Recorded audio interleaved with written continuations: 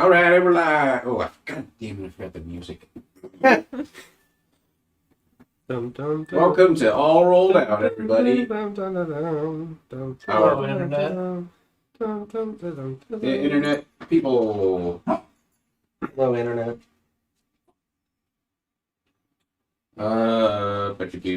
Let's do introductions. Starting with Luke. I will be playing Luke the Lute, but he plays a liar, but he's not a liar. Liar. Shut up. I am a human bard. Yeah. All right, let's hope he brings that same vigor to the campaign tonight. Next up, what? Never mind. Next up, we have Mira. Yes, the Stormbringer / Chaosbinder, the half-elf sorcerer of the group, and resident badass. Not just self-proclaimed. Form sphere. She's got references. Yes. All right, next up over here, Badoo. I don't know if you can see him, but we have you, sir. The Theo Fairfax, the human monk warlock. He's running away from his problems. We're running headfirst into somebody else's problems, unfortunately. But hey, he's learning how to fly a boat, and that's pretty cool.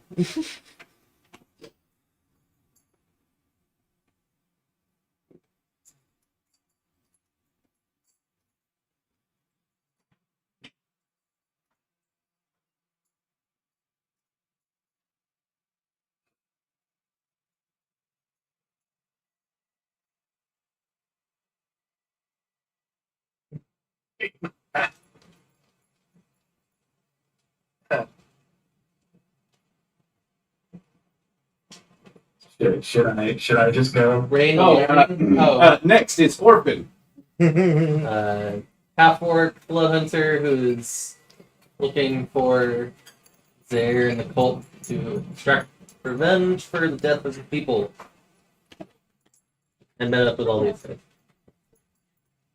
And then on the screen, first up, oh, I don't have the right one up. I'm prepared for this. Yeah! And then it'll be me and then Chris can talk, and it'll just be him, and then we can just fight There whoever we go. gets to be seen. All right, so middle screen, joining us online is Fifth Fluff. Yes, I'm playing Fifth Fluff Purpose, a wandering tabaxi monk who has signed up and is trying to keep all these other chowderheads here out of trouble. Chowder. Doing a good job of it. Yeah. Definitely been looking out. Last but not least, a currently just a guest, possibly something more, is Keeman. Cayman. Ah, yes, Eamon, as my name is. Common misconception. Yeah, it was really weird. Yeah, I'm a older half-elf sorcerer bard. Very well respected. Doesn't exactly know why he's here, but knows that he needs the help, and doesn't really know anyone, and hasn't really gotten to know anyone, and wants to go but needs to stay. It's me. I And am there's sequels. Matthew Arnold. Hello. Hi, Dungeon man. Master, running the homebrew campaign of the homebrew world of Dandruid. We play 5th edition Dungeons and Dragons. And this is Shiloh. That's our mascot. Shiloh Hey, is a Shiloh. corgi. We're called the Wiggle Butts. Big old butt. Where's the resident demon? Sitting next to Jared. Oh. Oh yeah, I don't know if you can see her. No, just barely. I'm not. I'm not petting you enough. This is not enough attention. No. Never.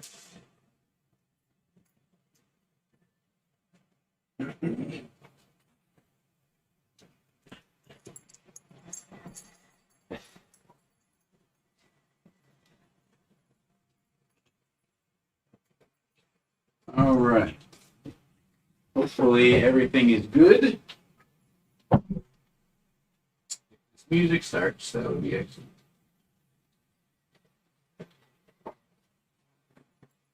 Joke's on you, there is no music. Apparently not.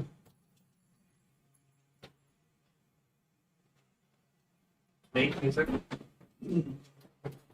Yo, yo. I don't like it. You stop it. We're on a ship. An airship. So? You don't think there can be air pirates? Play Voyage of the Dog Treader. There we go. What can we do about that? Maybe only need one set of dice for this character as opposed to three for bad. Makes sense. Wizard versus not a wizard. Well, hold on, not.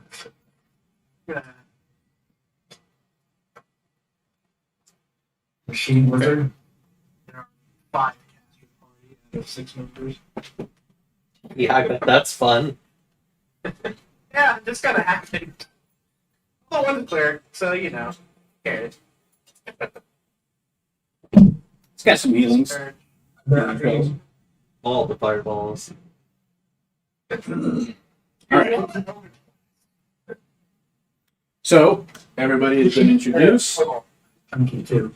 It's time to play some Dungeons and Dragons. What's that? It's a role-playing game with a book of rules. How do you play? It's like acting, but structured in the world of a Nice. story. How do you get Yeah. started? You don't get What? any money. And you don't get any money for acting. How do people get here? You're a nerd. Yes. Who just called you a nerd? Some guy called a Silomaniac. God. This guy's a What jerk. a dick. Yeah, Wow. Rude. it's probably a bigger nerd than all I'm of just us. really excited for Mickey's Once Upon a Christmas. Seriously, though.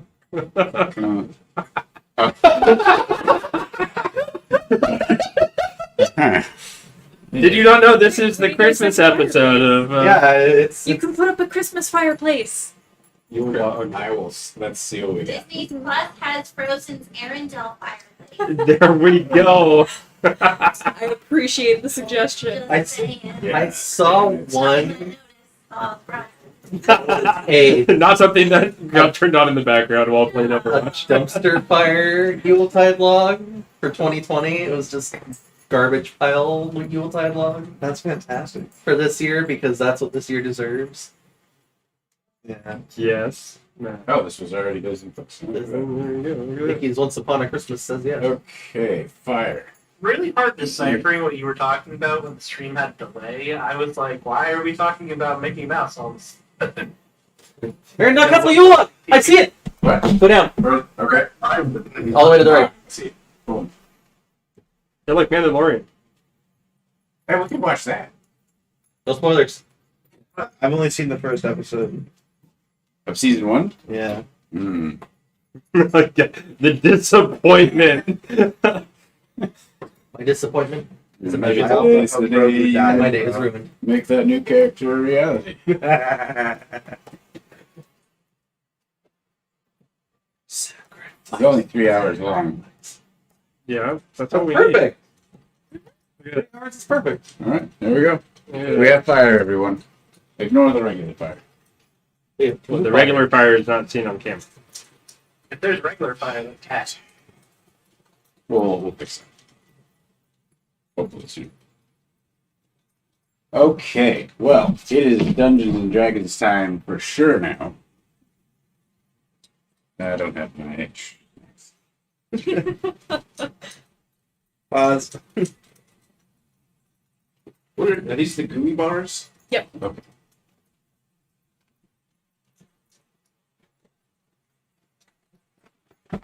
Okay. I might need more cups.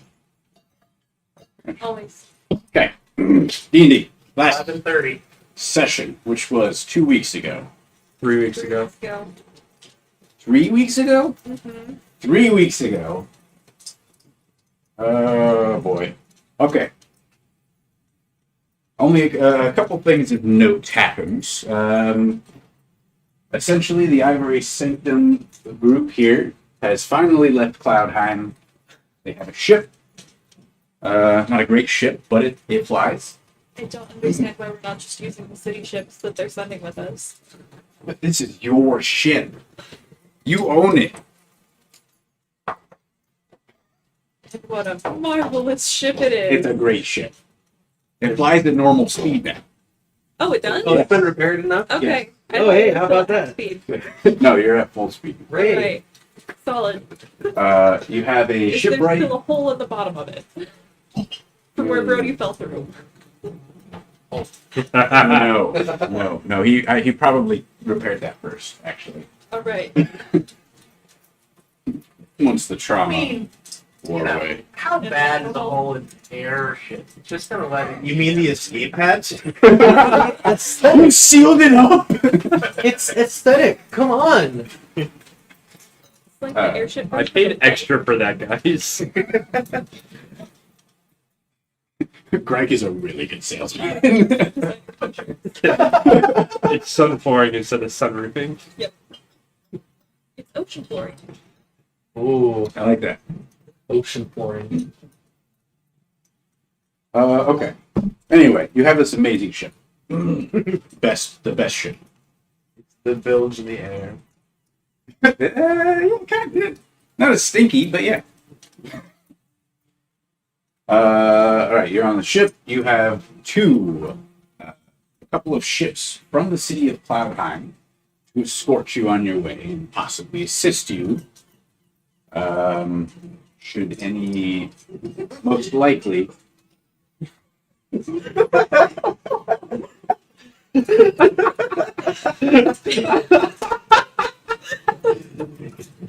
Oh, that's such a good idea.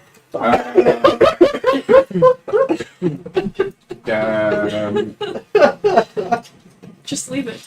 Yep. 2 escort ships. Hooray. You have 2 escort ships from Cloudheim. Thanks, your group. Yes. And Your the group former helped you out. cultist shipmates are our crew. Yes, they're okay. All right. You've left Cloudheim. You've got your great ship. He has a crew, which is the crew of a previously destroyed cultist ship, and they volunteered to be the crew for this ship in an attempt to make up for the evil deeds they have committed while working for the cultists.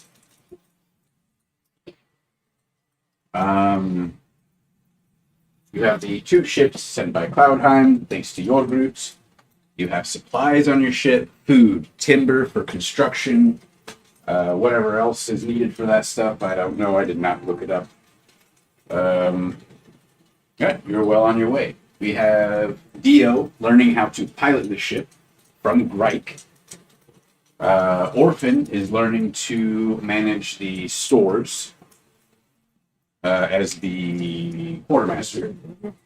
We have Luke, who's kind of taken like an overseer, like captain-y-esque sort of role. Mira, don't remember what you just did. Have you? I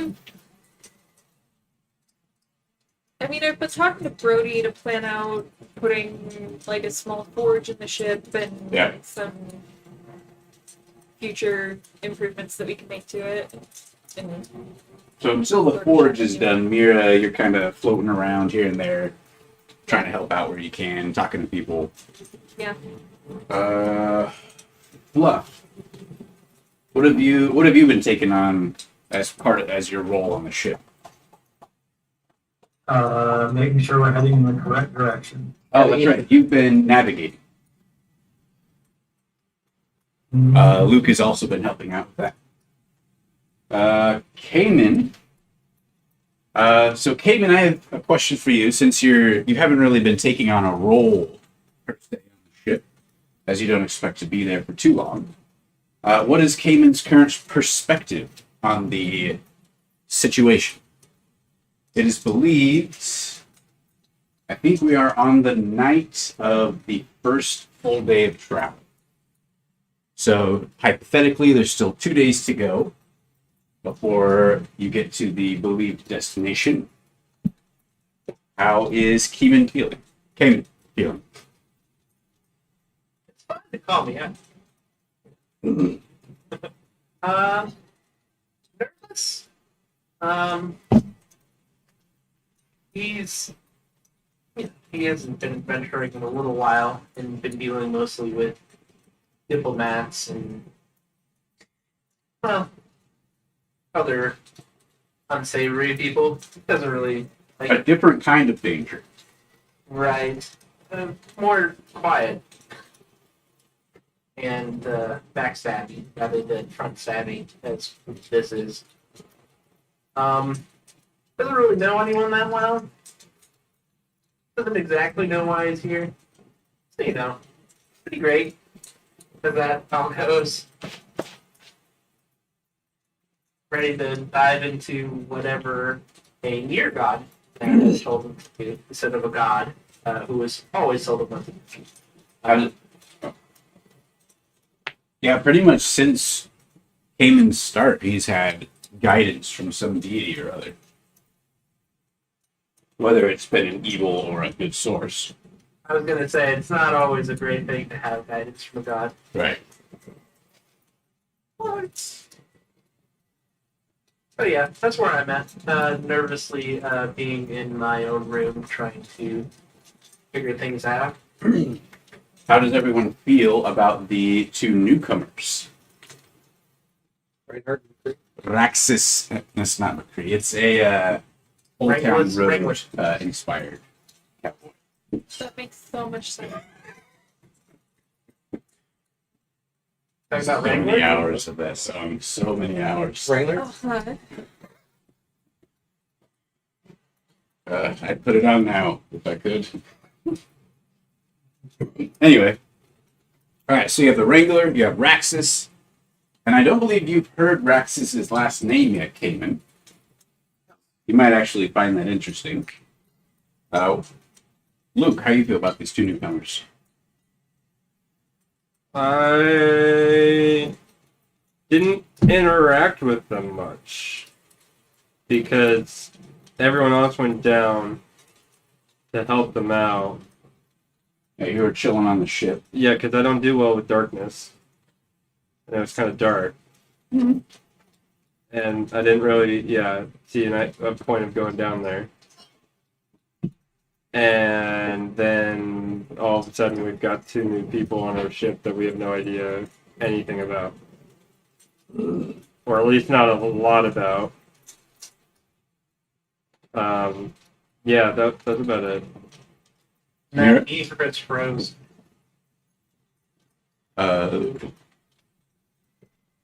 What, who froze? He knew. Not on Discord, on. I think it, Actually, yeah.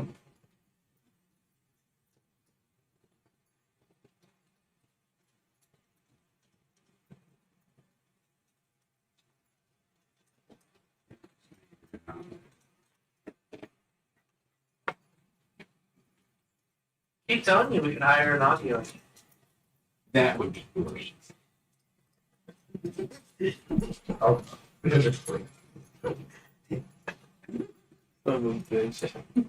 No, things can be two things. Middle of combat, someone's about to die.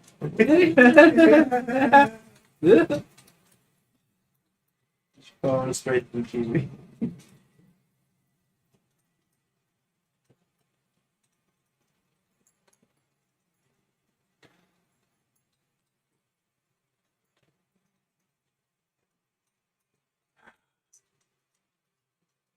There we go.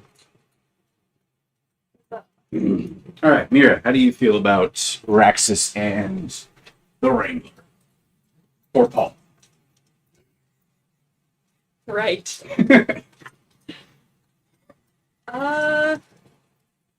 Definitely intrigued by them. Especially like Raxus with the really weird fighting style that she's never seen before and the really strange weapons that she's never seen before. Mm. We could use a really impressive fighter. So hopefully he'll be helpful. Definitely. What's the word I'm thinking of? Right. More cautious about the Wrangler. She's a little bit concerned about his background, especially that he used to travel with tomfoolery. So she doesn't necessarily trust him, but if he can at least help guide us in the right direction for the time being. Doesn't seem like he's involved with the cultists, so at the very least he should be working to his own ends. Hopefully it won't bite us in the ass. All right. Always good to be a little suspicious. Dio, what do you think? Homeboys make a damn plan stew.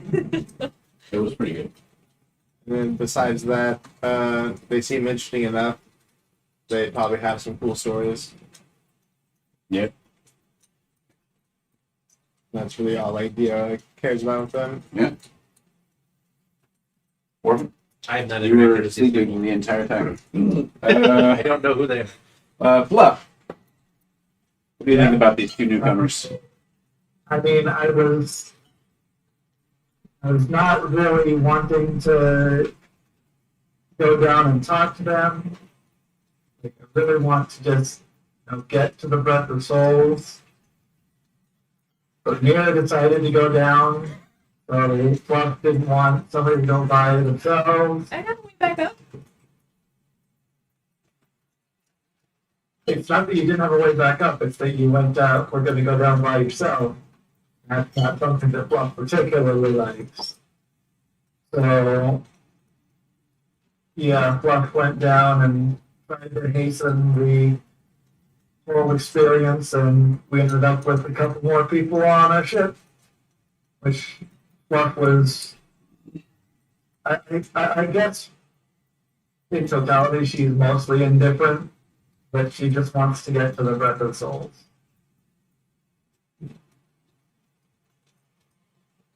All right. And we've already talked to Cayman. Does Cayman have any particular feelings about the two newcomers?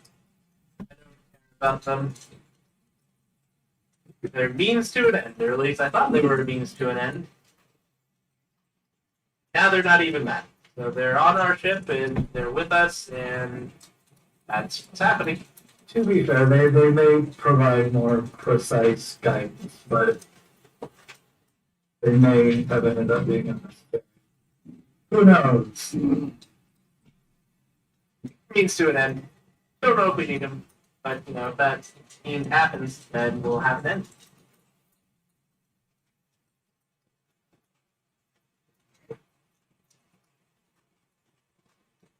Okay.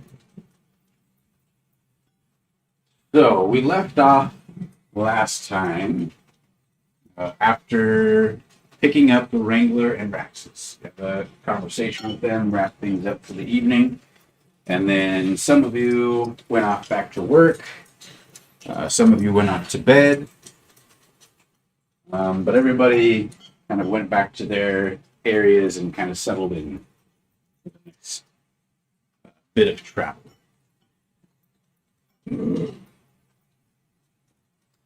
After going up to the deck, to the main bridge or navigation room, I believe Luke helped Fluff checking their course, making sure they were going the right direction, and then after that, Luke went off to bed. Mira, I don't remember what you did that evening. I sat and talked with Raxus and Wrangler for a while, and then I went to bed. Okay. Dio, you're up. You're still up, right? You're hanging out. I think Grike is finished with his nap. And Yeah, he's back up. I was gonna take a rest and then come back and split with him later in the day. Desperately. Oh, you tried to copy his snores. Yeah, they bluff punched me in the face. Bluff punched you, yeah. I know what you're doing. Fucking shut up. So yeah, just taking a nap so I can rotate later. I like the idea too of Fluff, like, because like your punches are ranged, right? Well, she can send out those radiant symbols, but no, if this was if I tried to punch, I would have. Okay.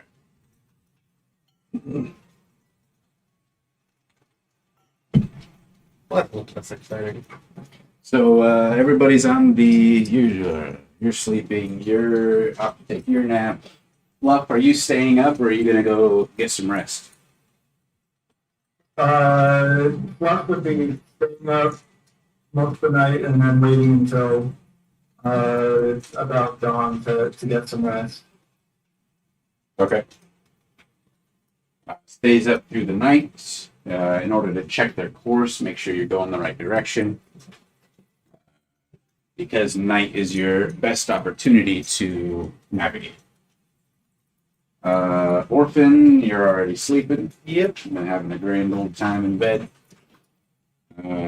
Cayman, you went up to bed already, right? Yeah, Cayman went off to the room that was gifted to him, and for about 10 minutes he could hear just a bit of chanting, and then nothing.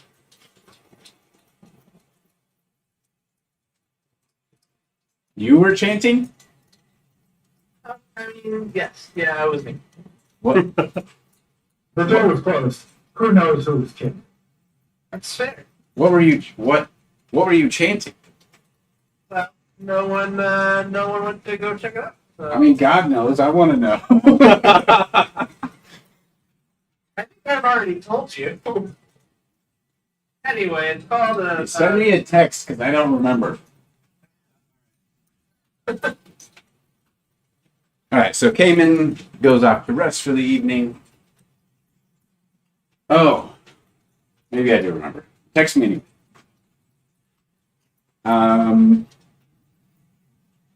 That evening, a member of your party is visited with a dream.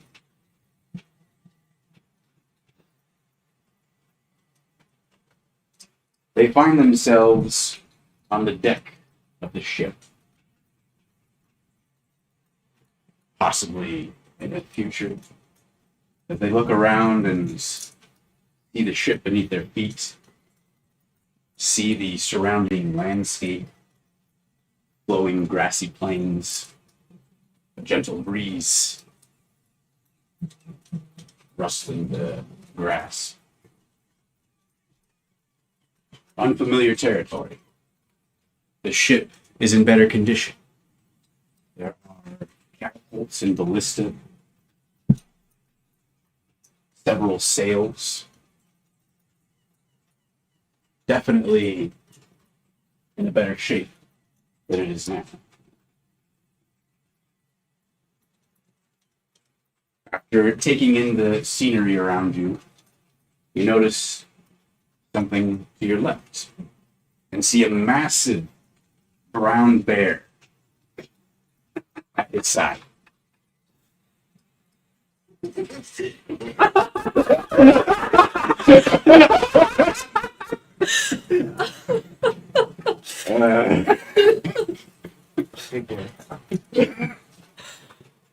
It looks up at you, intelligence in its eyes, and lets out a gruff sort of growl, like it's trying to convey something to you.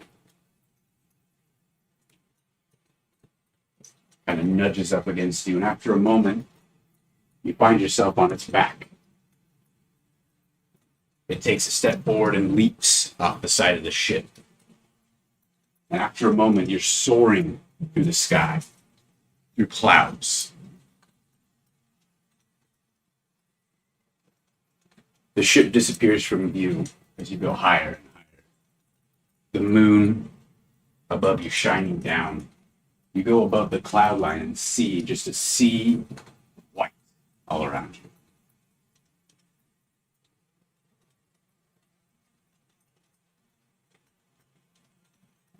Suddenly the clouds turn gray, mixed with black, and a storm begins to brew.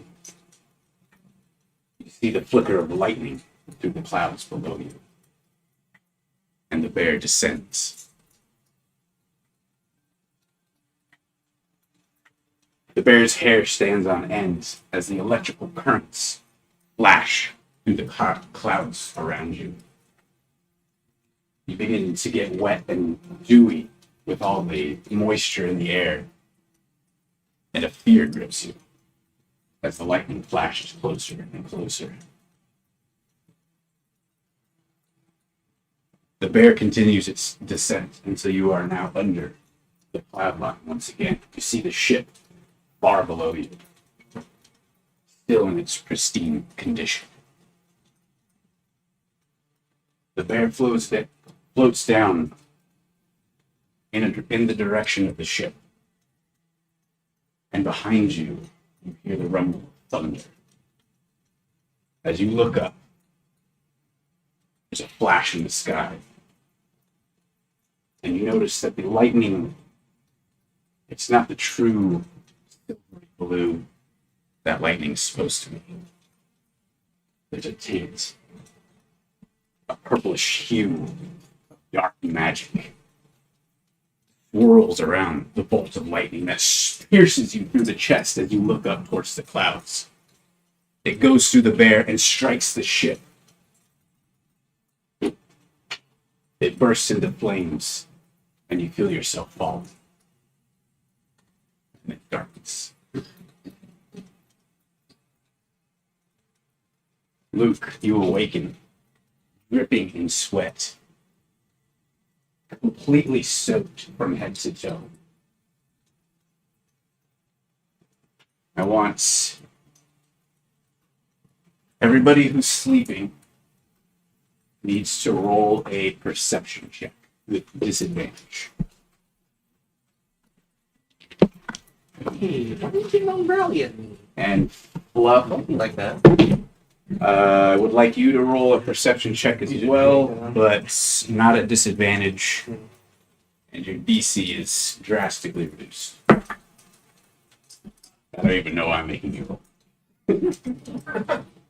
Perception. That's your fault. That's you. Roll. That's a good second roll. Did you say I have advantage, or did I just don't have No, advantage? just a straight roll for you. Perception, Okay. right? Well, that's Perception. unfortunate, Why?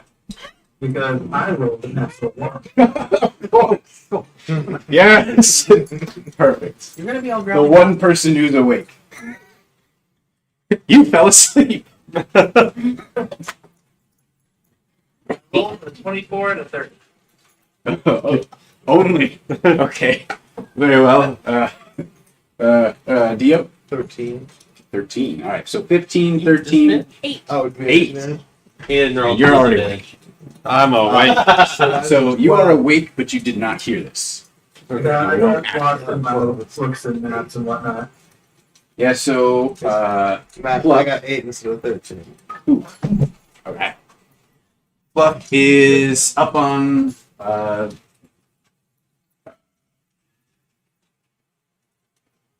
The bridge. He's up on the bridge. She's up on the bridge. And looking over maps and notes, checking the position once again, 3 times, 4 times. Possibly is working on scrying a map of like updating the map she's been working on of their travels. But after time, the lull of the ship and the repetitiveness of the motions, she begins to drift off. You're not sure how long you drift off for, but all of a sudden, you are awoken by the sound of splintering wood. 8, 15? Yep. Orphan, you awaken, and you also hear the shattering of wood, and then like a booming sound. Do I know what direction it's from? It's so loud and so close. It's just all around. Okay.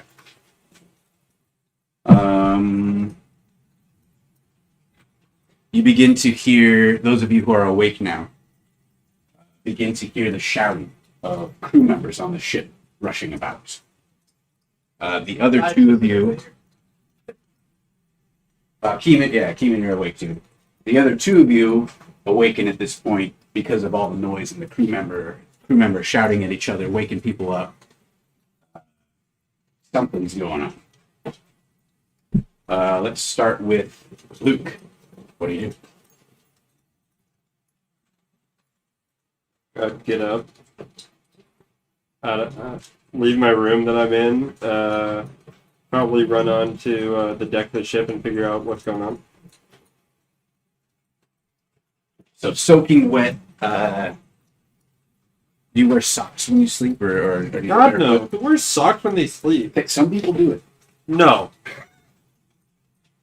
All right, so you jump out of bed, your night clothes soaking wet, dripping liquid as you run to the door and swing it open. In the distance, you see a couple crew members running past this hall.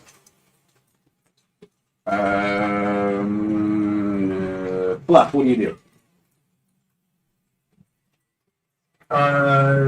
When I'm awoken by this loud, thunderous crack, I'd probably take a look out the large window that we have at the front of the ship. Does it look like we ran into something? There's nothing in front of you. The only thing you really notice is the sky. You can kind of see the sky because of the brightness of the moon and stars and such, and can tell it's definitely like a dark storm cloud gray.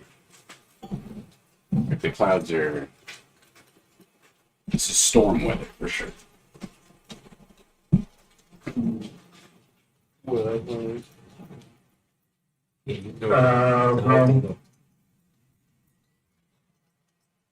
I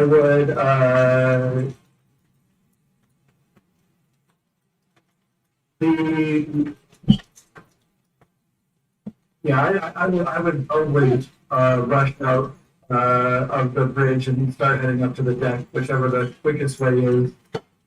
I don't know if I have to go through some hallways or if there's some sort of hatch from the bridge to the deck, but I assume I would know what the fastest way is and head out that way.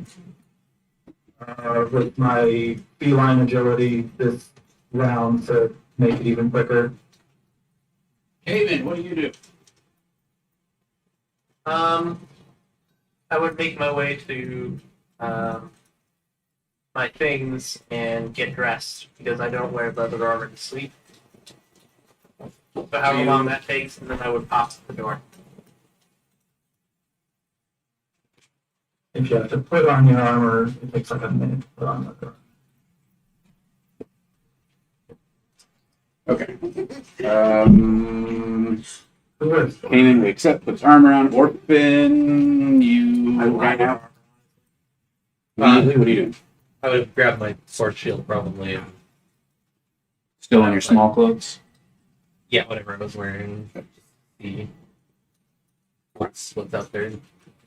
So, Orphan, you pick up your shield and your sword, or weapon. I don't remember. Is it Sword. sword? Yeah. Sword. One sword. Get to the door and look out. You see Luke's door open. His head's poking out. For some reason, his clothes are soaking wet. I don't care what he does in his sleep. Cayman's door is still closed. Dio, you will awaken on the bridge. And I think you went to sleep on that cot, right? Well, there was brought to my attention. I have my own room, so it's my own room. Okay. You awaken in your room. Fucking skip up and jolt out the door. Okay. You look out the door. You see Luke peeking out. He's soaking wet. You see Orphan peeking out, sword and shield in hands.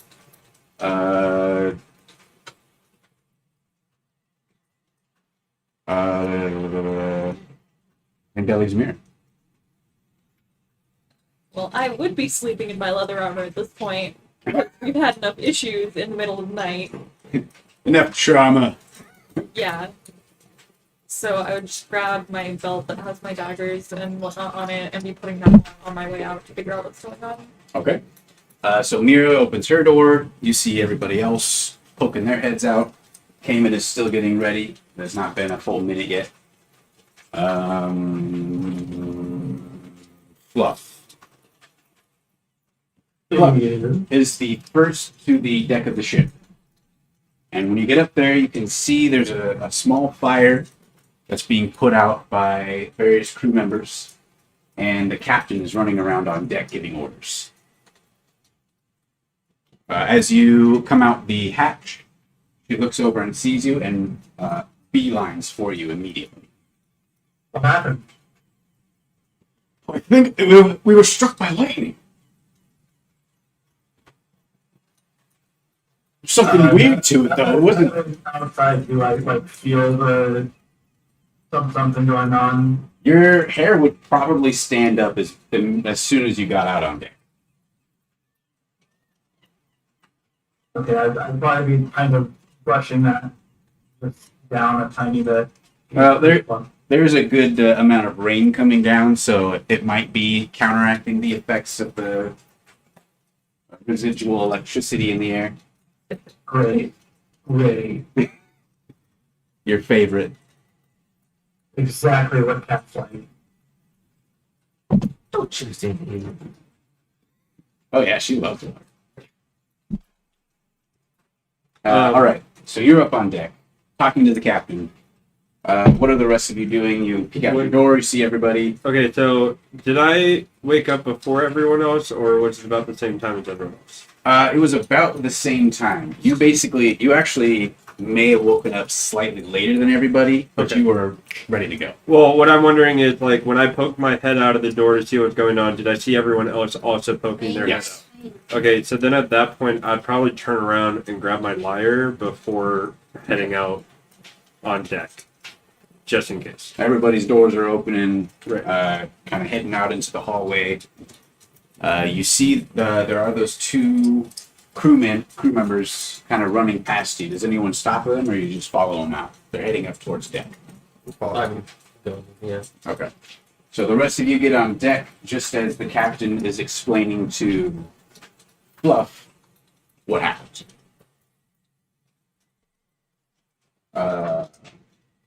It was a bolt of lightning.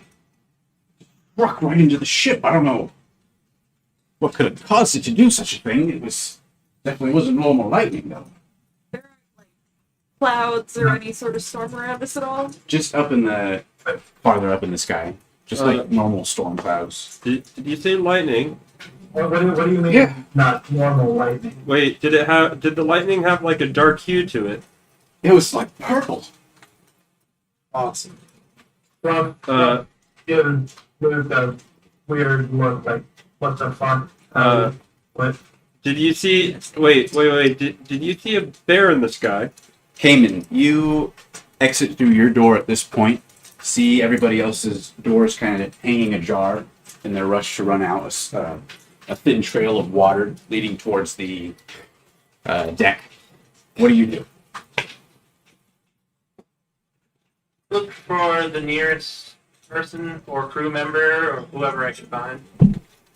There's nobody around you right now. I go to. I pause to listen for a second and I head towards wherever I hear anything. Okay.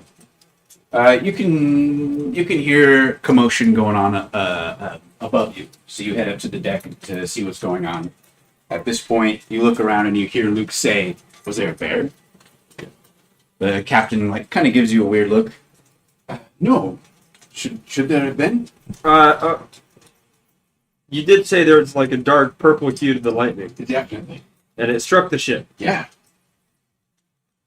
Right there. She points over, and you can see a good-sized hole where the lightning struck and just burned a hole through the hull of the ship.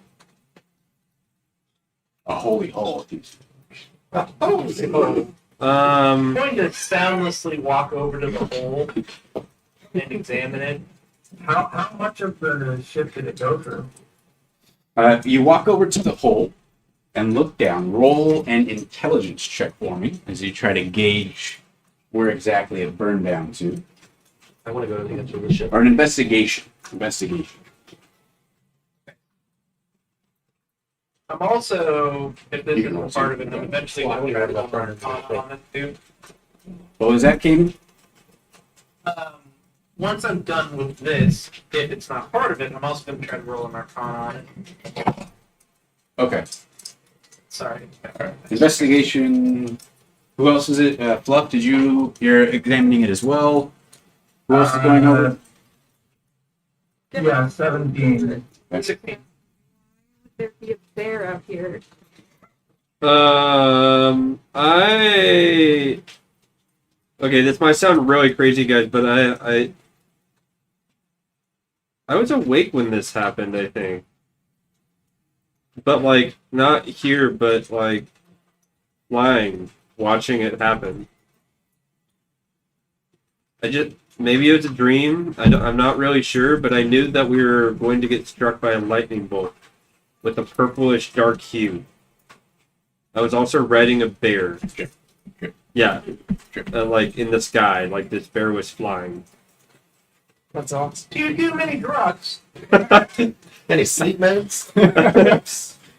Have you been taking anything out of the ordinary? I don't usually see dreams as being foretelling, but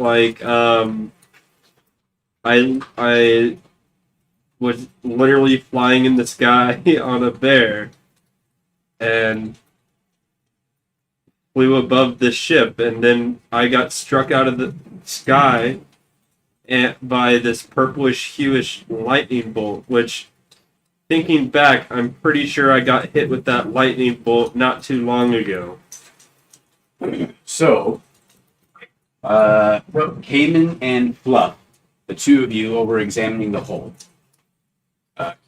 Fluff, you had a 17. Cayman, what did you get? 16. 16. Just looking down into the hole and then kind of okay, yeah, that's down. That would be, yeah, those are the rooms we were supposed to sleep in. Who has that room? You kind of look around. Notice Oslin isn't there.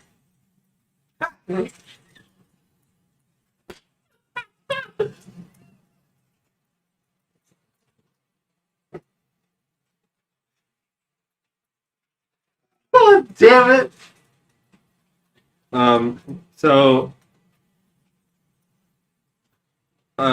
So he got in his room and he hasn't come up to the deck.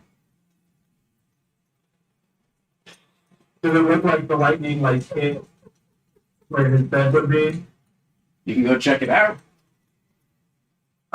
Before I check that out, I'll take a look around the deck.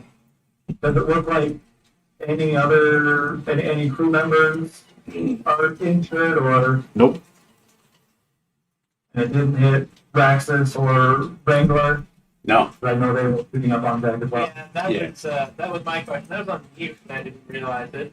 Wrangler and Raxus there? Yeah, they're over with the two of you, looking at the hole. They're kind of waiting for the two of you to say something.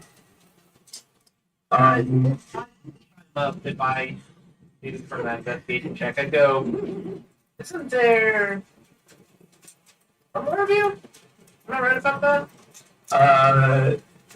If there's nobody that needs to be tended to up on deck, I would, tap my heels together and hump down go down into the The hole's not quite that big. Oh, okay. You have to actually go down through this, like through the ship, and walk to Oswald's room. Oh, okay. Then yeah, I would hurry down there to take a look. So you head to the crew member quarters. What are the rest of you doing on the deck as Fluff makes towards the hatch leading below? I would be telling everybody I'm going to go check on. I would go with Fluff. Yeah, me too. My oldest companion. Have to make sure he's okay. I want to go to the front end of the ship. All right. Like, I've saved this guy's ass To so the many prow. times. Luke is slightly in shock with the fact that he just dreamed that this happened and then woke up and it actually did. So he'd probably walk over to the hole and just like be like, "Is this real? Like, is this real life? Are we sure this is like?" Somebody pinch me. Yeah, seriously though. To be fair, by this point we've also seen like 4 or 5 team members get flashed out by lightning. So Right, but not this color of lightning, which oh, Oh, we didn't see purple lightning. okay, but I'm assuming. Okay, wait. Question. Is this lightning bolt the same color lightning bolt that I got struck in during the battle on the ship? Yeah. Okay, so literally at this point I'm like, Yeah, I was gonna say, we've witnessed this color of light. I've been hit by this color of lightning, and I'm fuck is what I'm Hey, saying. Luke was it? Or is So that I want to. that's you, right? Yeah. See if I Um. anything in the sky. Roll perception check. The last time I saw this lightning, Empty. I was struck by it. Storm cloud. And it was when Zer absorbed Zestric's power and used his own lightning as a form of an attack. Zer used Zestric's lightning and struck you. Yes, he struck. I was in mid-flight and I was struck by the lightning bolt. This is going to be an odd question, but did you die? No, I didn't actually. I did survive. Did you disappear? No, but that was also only the first time Zer like absorbed the power, so maybe he was still testing it out. Terrible, terrible sign. We should check on your friend. Yeah. Because, yeah. Why were you riding a bear? Man, I don't know. This is weird. Okay. everybody up on deck, including were Geo and Orphan up on deck yet? Yeah, we've been up here. Yeah, everybody's come up. I just want to make sure that everybody was up there. If either of you were not, I was going to go check on you as well. But if I'm the only one that I haven't seen yet, you will be the first one. Yes. Fluff heads downstairs. Mira following behind. Dio following behind. The rest of you up on deck still. What was that, came in? I guess I would pat Luke on the shoulder and say, take a breather. It sounds like a lot, and I'm gonna go check on your friend, I guess. Your hand would probably be soaking wet from touching my back, and I'm sorry for that. I snap my fingers and it's dry. Like, look at it, like grossed out look, and then all right. Yeet! Pat down. Let it dry you off. yeah. That's rude, cats. Yeah, fuck you. Yeah, seriously, though, that's exactly what you would do. You don't know that. What an asshole. To be fair, everybody on deck is probably soaking by now because it's raining, but different soaking. Yeah, I don't want to hear that from you. it was a really wet dream. Bears? Really? We don't kink shame here. We do some badly. Then when you ate that key. Luke is gonna look at the hole and then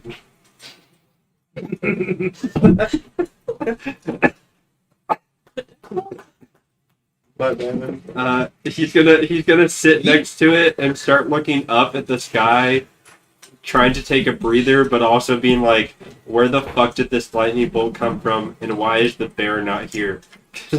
Roll a perception check. All right, cool. 16. Let's see now. Just the storm gray clouds. The flicker of But lightning above. I'm intently looking up. Something maybe of note: the lightning you see flickering in the storm clouds above is just normal silvery blue light. Okay. Interesting. All right. So Fluff, Mira, Dio, downstairs. Head to the quarters section of the ship, and to Oslin's door. Fluff, you're first. What do you do? The door is shut. I give it a quick bang and wait just a second, but then open the door. There is no response. As you open the door, you see a smoking hole through the center of Oslin's bed. Nothing else in the room is touched except for that. You said that there's a hole through the bed. Yeah. There's You kind a of it stops like go through the floor and all No. that, and get her into the ship. no, it stops on the other side of the bed. Kind of exact.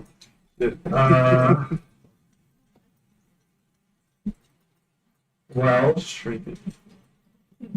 Catch rebound. Oglin's gone. I don't know. Based on how much Luke was freaking out, seems he might have been taken. I don't know. I'm like saying this as I'm exiting the room, because clearly he's not just hiding in here. Mira, Dio? Like he was kidnapped by Zare or something? I mean, the way that Luke was freaking out about the color of the lightning, it seems possible, if not likely. Well, Matt, the way that the lightning bolt traveled, does that go through any like other important rooms in the ship, or is No, it's pretty much a straight shot down. I think there is one other deck between the crew quarters and the deck of the main deck of the ship, but it wouldn't have hit anything specific in there. It would just look like a random hole right through like a weird spot in the room. is there like any sort of storage or whatnot in there? Or? No, the storage is all on the bottom of the ship. Okay, so it's a mostly empty room. So Yeah, that room is like the like there's cannons and it's like an artillery-esque room. There's no cannons I'd in probably there. find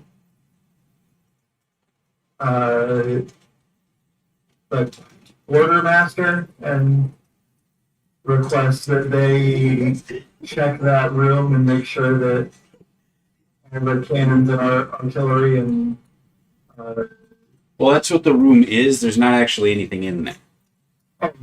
so it's not, there's not anything for it. Yeah. Like that's what it could be. That's what the plan is, but it's not equipped yet. Well, I'm talking about the room up front. Yeah, the artillery room. Okay, so if there's nothing in there, then I don't need to talk to anybody about checking on anything.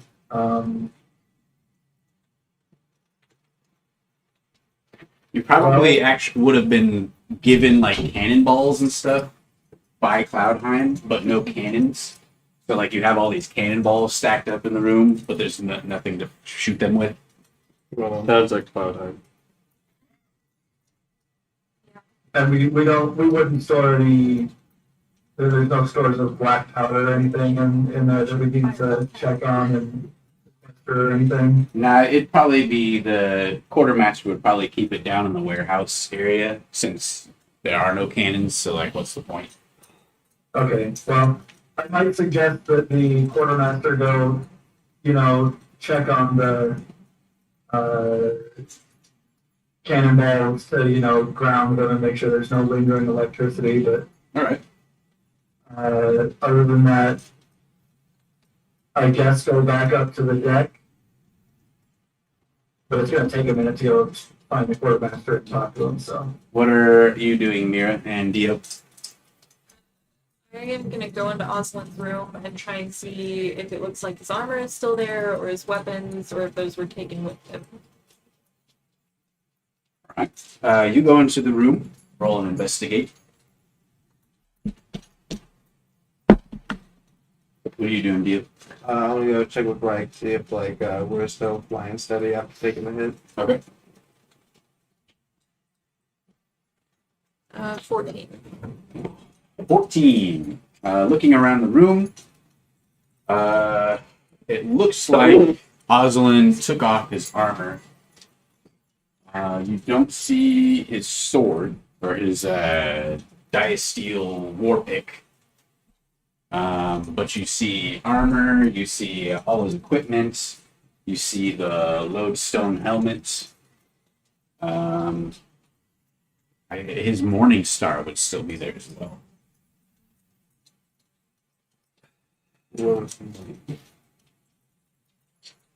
I'll go back up to the deck. All right. You get up to the deck roughly around the same time Fluff arrives back up on the deck after finding the quartermaster. We have both of you would probably run into Cayman as he's heading down after finishing up his conversation with Luke.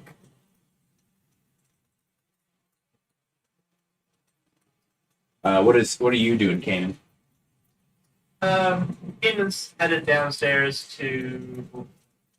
He's not sure yet, but he wants to just search it out. Okay. But you, Orphan, Run upstairs. Orphan, you finished your surveillance at the front. You want to do anything else? I just want to stay up here and observe for the time being. No. Luke?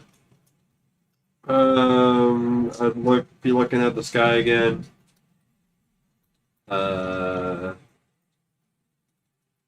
Realize, I think, would I be settling down yet? I mean, there's some lightning sort of electricity going on in the air, so I probably wouldn't be. So I wouldn't. But I'm definitely starting to feel like I'm getting cold due to the rain and wetness.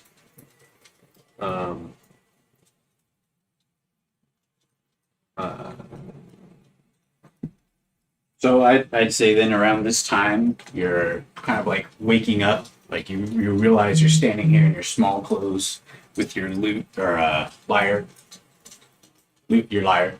And like you should notice your fingers are turning blue, like Yeah. you're freezing cold out here, and you've just been standing staring up into the rain for the last 5-10 minutes. Yeah. At this point, Fluff and Mira are back up on the deck. Orphan's up at the prow, kind of looking out in front, observing your course forward, but also occasionally looking around, just kind of keeping an eye out. Dio, you get up to the bridge. Grike is there. See him occasionally just, fiddling with little things here and there, but... What happened? We got struck by lightning. What? And everything is running smooth still? Yeah, of course it hasn't changed. I'm not 100% sure where we're going, but, yeah, I've been going straight. Probably going the right way then. Let's hope so. All right, back up on deck. Mira and Fluff.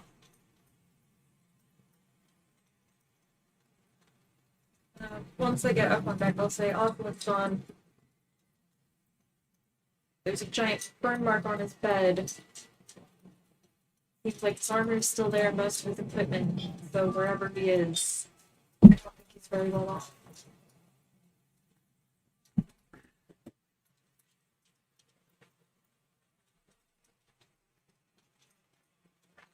Chris, you're talking, but we can't hear you. Oh, sorry. Yeah, I can't speak to how well off he is or not, but I mean, if he was taken by there, it seems that our best chance of getting to him would be continuing our course to the Breath of Souls. And then I would approach the captain and ask if anybody has any sort of does anybody on board have a spyglass or anything? The captain will prefer hers. If I may, I'll take the spyglass. And is there like a crow's nest or anything? Sure. Yeah, there's a crow. I don't know exactly what the On this, of the ship looks like, but I'd probably get up somewhere up around the highest point, but so I'll still be anchored to the ship, and try to get a look into the clouds if I can. Is there anything I can see? roll a through perception the check. clouds? I know you said it's like a darkish purple roiling storm type thing. No, there is no sign of this dark purple color. The storm clouds are just this gray, roiling, normal storm clouds. And the lightning that's flickering in them is normal lightning. Okay, so it's discolored now, but it looks mostly normal. Well, it is a 22 perception check. Alright, you stare up at the storm clouds for a good long time. Watching the lightning flicker about, looking for any signs of abnormality. Seems like one hell of a storm. But it's just a storm. Then I would, after my time there is done, I float back down to the captain and hand the spyglass over with a sigh, and it seems like a heck of a storm, but it seems nothing terribly out of the ordinary. And then I would resign myself to going back to the bridge to make sure we're heading in the right direction, unless somebody else has something to say too. Mira, what are you doing on deck? I'm gonna go back over to Luke and ask, what else happened in your dream? What else do you remember? I mean, there was no storm. He's shivering at this point. This bear showed up on the deck. Next thing I know, I was flying on its back above the clouds.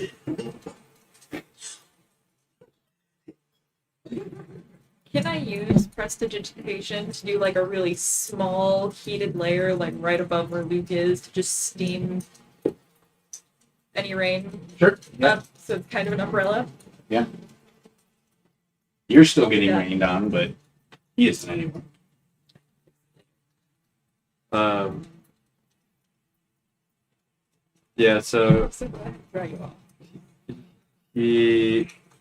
I was on this bear, and then a storm began as we were above the clouds, and then we went through the storm cloud itself, went below the storm cloud, and next thing I knew, we were getting struck by lightning. It went through me, the bear, and then it struck the ship down below. I went falling, and that's when I woke up. Right there. Who knows? He didn't say anything. So it wasn't a talking bear, it was like a growling bear. It nudged my arm one time like a dog. I specifically said it looked at you with intelligent eyes. You're right. It looked at me with intelligent eyes. It didn't say anything. I mean, did you say anything to it? It didn't really have an opportunity to. That sounds like that's on you. Can I do a perception check or something to see if there's anything hinky going on? Roll an insight to see if you want. I mean, Yeah, roll a perception check. Look at that would be a 6. just a stormy night. The rain makes it really hard to see. See the flashes of lightning up in the clouds above. Have you seen this bear before? Have you had any dreams like this before? Not that I can remember. And trust me, if there was a dream like this, I probably would remember. You haven't seen anything like it? No.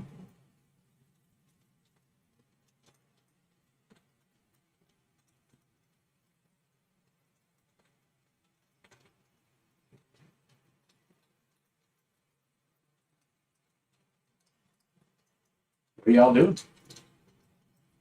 Probably going back to sleep. Fluff, you leave a trail of water behind you as you trudge up to the main bridge of the ship. You see, To the room yet? Oh, sorry. you see Dio and Greg. Cayman, you would have gotten back to your room by now. Well, if I made it to the room I was trying to go to, I had something I was going to do. Okay. What do you do? I set out a couple candles around where the bed was struck. I sit cross-legged and I will ritual cast detect magic. And I'm pretty sure, because I'm casting it as a wizard instead of a sorcerer, that it doesn't incur the sorcerer thing for a first level spell. I'm not sure about that with this actually. But that's what I'd be doing for 10 minutes.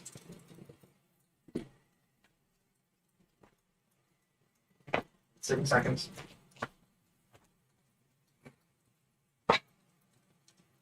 Good question. Did you say 6 seconds? It's the time of the spell plus 10 minutes, right? So. Yeah. You know that off the top of your head, Chris? If I use ritual caster, the sorcerer or a wizard,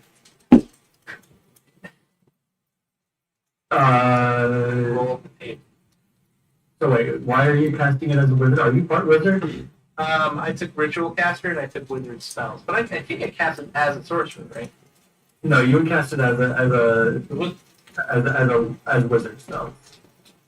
And I'm like 99% sure that wild magic only. Yeah, because my bard spell, it doesn't happen. I just never cast them, so it's never a problem.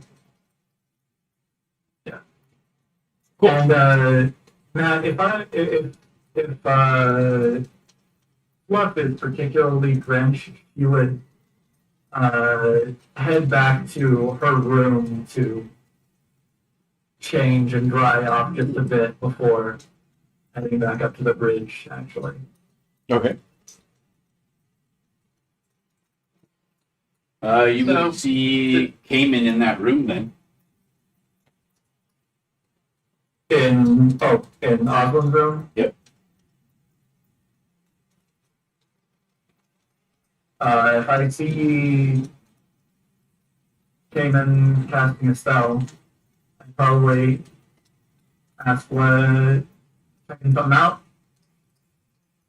I would find a good spot to stop the chant and say yes.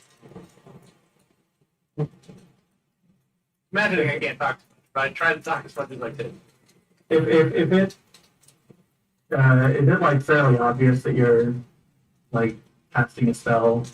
In this case, yeah, because it's a ritual, so I have to set out, the components and actually chant the whole time,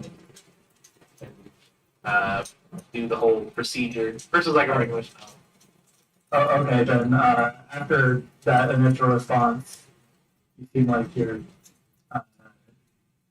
a little busy. Fluff will like hold up her hand, like say no more, and she will head back to her room with a feeling like if you find anything, let us know. Okay. Not necessarily expecting a response, but just shutting herself in a room for a minute. I would say K. And, All right, so Keeman, you're doing your ritual. Fluff, you get changed and head up towards the bridge. Mira and Luke are chatting up on the deck. Orphan's keeping an eye out. Theo, you're on the bridge as well, doing your training thing with Drake. Yeah, if I'm still like in the middle of the night, I'd probably go back to sleep. Okay. On your way back to your room, you would see Cayman in a room, a couple candles set out, various magic components, Probably sitting just there like chanting. take a glimpse, but never stop walking. Cayman, you complete your detect magic spell, and faintly, you're. It's so faint that you actually sense the magic dissipate while you're focusing on it. But you sense 3 types of magic: divination,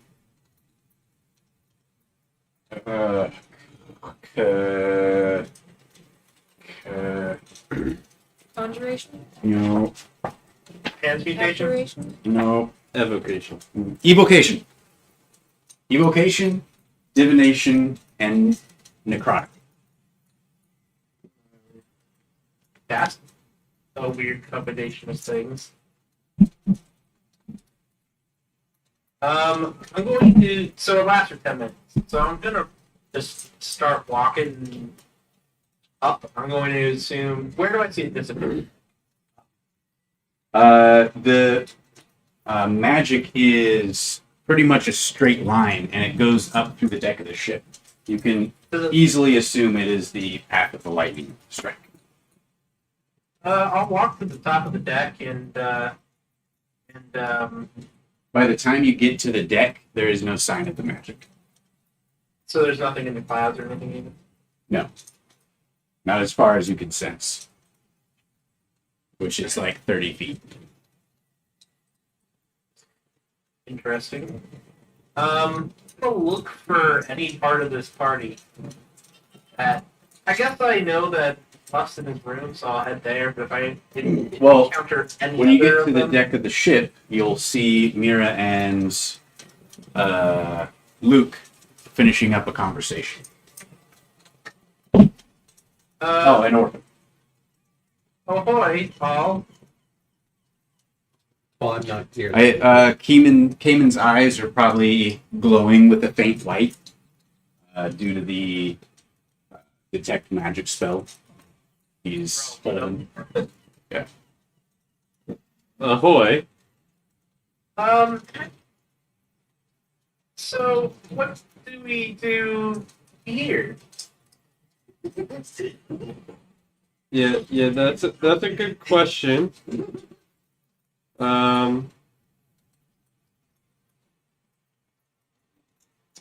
Theoretically, as Fluff said, probably the best option is to continue flying and going our way. but we also still now have this threat of possibly being struck by lightning at any point in time. I think. Well, that seems bad. Does this happen often? Zetrik does it. You probably know as well as we do. I do know as well as you do, which means none, I would assume. We might all have to sleep in the same room tonight. I might have something that can help. Would you go to my room? I'll get the others. He says it is most seductive. Insight check that shit. I'm very weirded out by this. That's a 17. Anything? No, 18. Anything strange about that comment, Kaden? Just with the glowing eyes, it's all weird. I'm an older, respectable. You don't know my sexuality. Is it bears? You're polyamorous, aren't you? Like, even didn't realize how that could be construed. He's literally just thinking of safety. Safety and getting multiple people in the same room. I mean, in fairness, one person was just struck by lightning, so I'm not really thinking about having sex. So, That's fair. I'm gonna go downstairs for the two that I know are down there. I'm probably gonna, before I leave, look back up at the sky one last time to see if there's anything. Roll one last perception check. Oh, I guess I am too, because I'm. You're gonna go downstairs. As No, well? I'm still up on. Okay. Roll looking another at. perception. I mean, I've been. 9. I got another Nat 20. 16.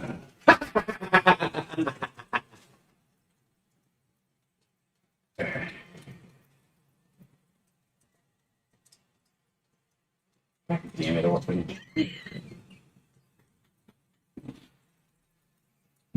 Okay.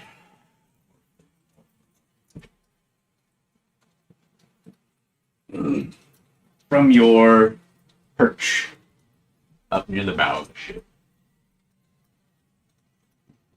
looking around in front of you has been your main viewpoint.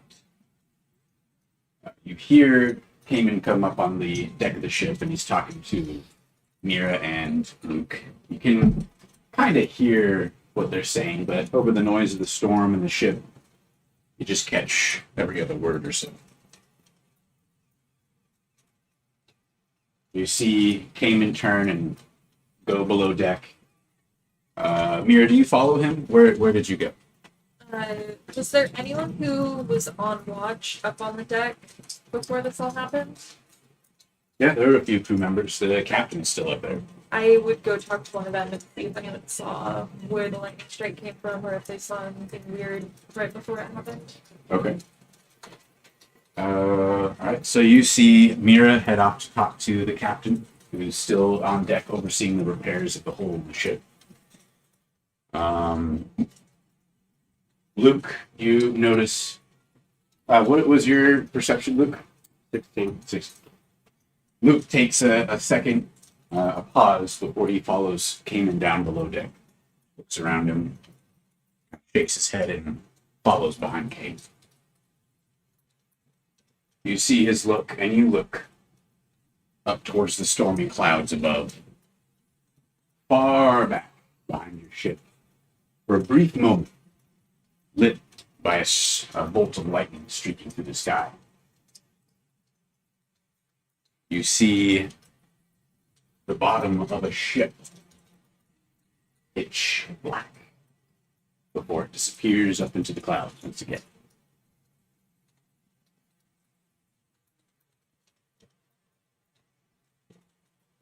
You would also see the two Cloudheim ships off in the distance to the left and right. Yeah. I'm gonna go over to the captain. So about the same. Mira gets to the captain. The captain looks at you. What can I do for you?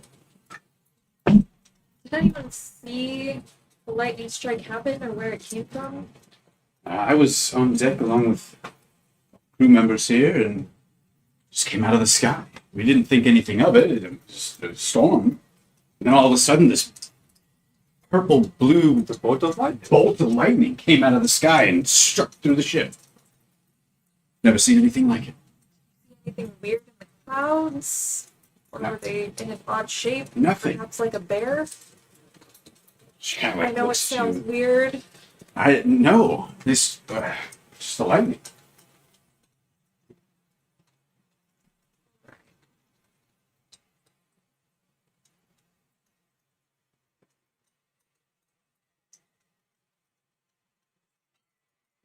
At that point, you get up. Captain, we need to get this ship up. What up? You mean Yes. Altitude. to the clouds? Yes. There's a bloody storm going on. There's a ship up above us. A ship. Yes. What kind of ship? I What did you don't- see?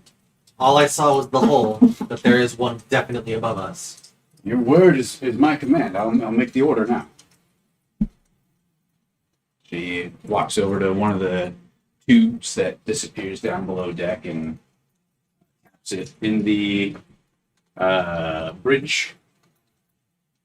Dio and Fluff, you both hear the voice of the captain coming through one of the brass copper tubes. Right, take us up higher into the clouds immediately. We're being followed. Frank makes a few adjustments on the controls, and you see through the glass the ship slowly begins to rise I'd make a mad dash to the bridge. to the deck. Yeah. I'm gonna turn to Mira and be, hey, we need to get everyone ready just in case Fluff, do you have any There's- reaction? some enemy nearby. I'm gonna head downstairs and start warning people to get ready for battle just in case. Yeah, I'm gonna Fluff stay up on the would, deck and keep an eye out for the ship. Fluff would reluctantly be heading back up to the.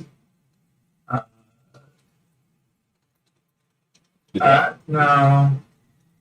How quickly are we riding?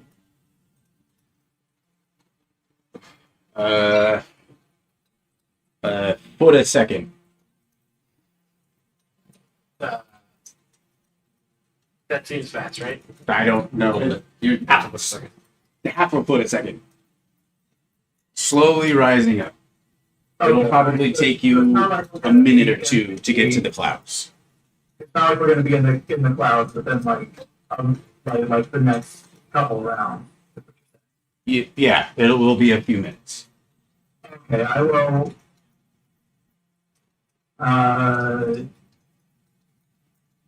Change my or go back to my room and quickly change into my previously wet robe, and head up to the deck. Nice. All right, you don your wet clothing and head back up onto the deck. Dio, you quickly arrive on the deck of the ship. Looking over, you see the captain is. She's probably ran back to Orphan and Mira at this point. Luke.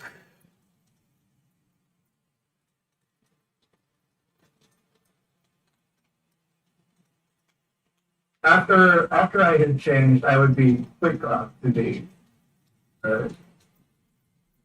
deck to see what the heck we're doing.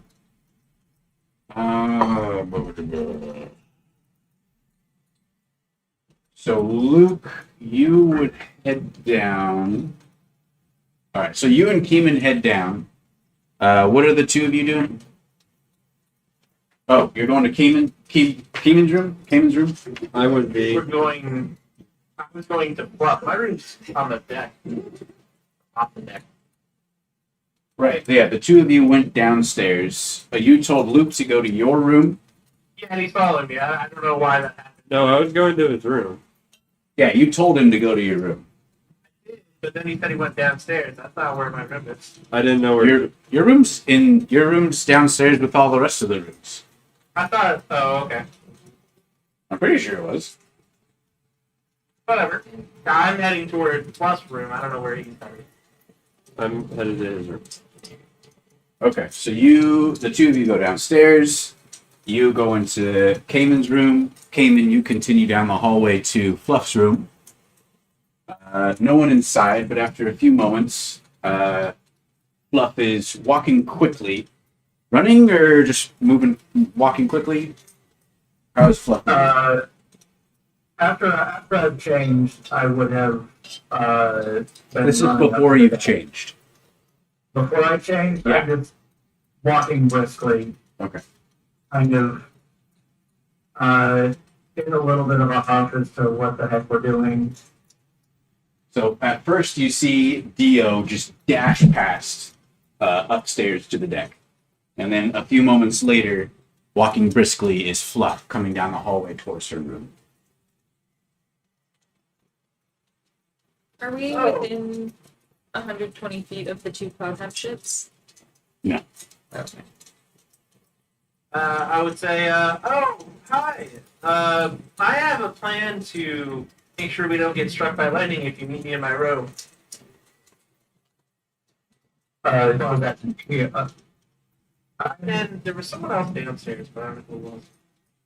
I would have rather. we just got some sort of order to raise the ship up, so I'm going to change and go up on deck to check that out. That seems urgent. I guess I'll head that way. It sounded a bit urgent. Well, then I'll snap myself clean and I'll walk towards the deck. Once I'm near the top of the deck, before I get out in the rain, I do have Grab something I want to do. Okay. Head up. Now I'll turn around and go that way. Keep an eye out for a cultist ship. They'd be coming up on us at any time. Did I not say that earlier that day? Alright, so Orphan, you're heading downstairs. You run into Cayman and Fluff.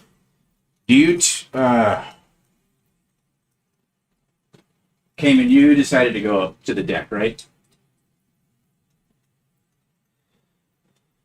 Cayman? Yeah. Yes. Okay. Did either... I don't assume Luke would have shut the door, so Luke, you No. probably would have heard their discussion. Yeah. What would you do? Well, Dio also ran by. You may not have seen Dio, because like Okay. the stairs go up, and then there's like a hallway, and you're down the hallway a little bit, so you might have heard his footsteps run by, but you probably wouldn't have seen. He's a speedy boy. Speedy boy. Acrobats. I'd probably look over at Fluff because he's not too far away, I would assume. Yeah, the two of them are Fluff's changed, Okay. and the two of Keeman and Fluff are both coming back up the hallway to head upstairs towards the deck. Okay. Since I saw Fluff change, I'd be like, I'm gonna go to my room and get dressed as well. I should probably get out of these wet clothes. I mean, the clothes you change into are going to be wet very quickly anyway. Yes. It's still raining outside, right? Yeah, you're dry. Oh. So I dried you off and gave you a magical umbrella. Still, I'm gonna go get ready for something other than bed. Hey, you give a magical umbrella. How'd you do a magical umbrella? It's a secret. Prestidigitation to heat up a really thin space of air so that the rain just steams off of it. Oh, nice. So I I had thought through. an interestingly similar plan, but different. Fluff is just grumbling like, oh, fuck the job. The fuck even is rain? Why can't we just fucking get to the goddamn stuff? It's The so rain is just clouds. Because somebody had to roll a goddamn natural in 20 and see the ship. And your friend is kidnapped. There's that. I mean,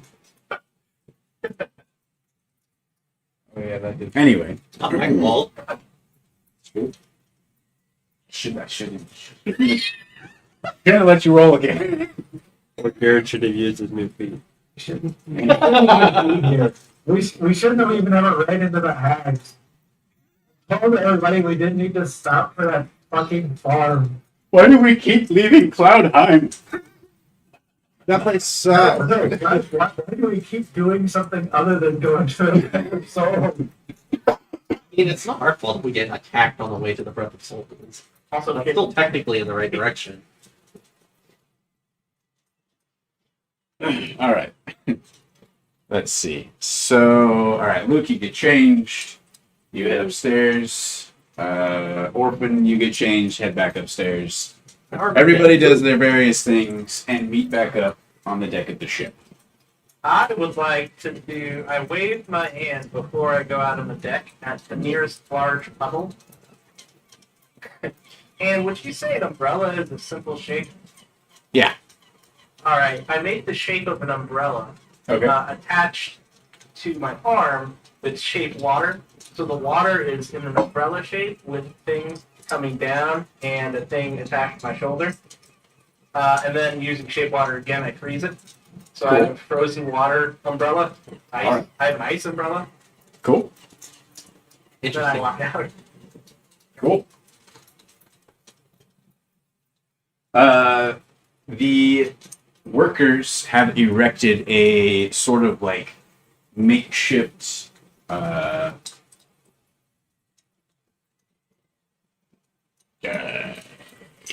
thing Yeah. with the over the and A covering for the hole? covering. Yeah, there's a word. They boarded up the hole? No, they're working on that. They put a tarp up on some sticks over the hole so that the workers can work in a dry space. So if you want to convene underneath of that, you would avoid the rain. So they thought of tent. Yeah, a tent is. Oh. It's not really a tent. It's It's like an awning? yeah, kind of, but it's not attached to the side of the But building. it's like a... Canopy. A canopy. We have a canopy. People, there's a canopy. There's a name for like... Canopy. Like a metal... Scaffolding? No. No, canopy. We're going with canopy. There's a canopy up over the hole that is being worked on by the crew members. You all convene underneath that. Cayman has a badass frozen umbrella attached to his body. What are we doing? Intriguing. The ship is steadily rising. It's just about to hit clouds. Is there... I've been keeping an eye out in vaguely the direction that Orphan said, because he just kind of set it up. Yeah. If I can find anything. Roll a perception check with advantage. Yeah.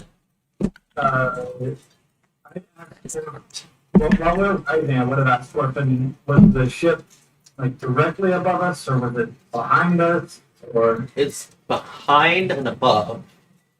And it's have even you- farther back Have you past. lost track of it, or have you been able to keep It's- track of where it was? It rose up into the clouds, so they're at least wherever they are, there's safety from the lightning and whatnot.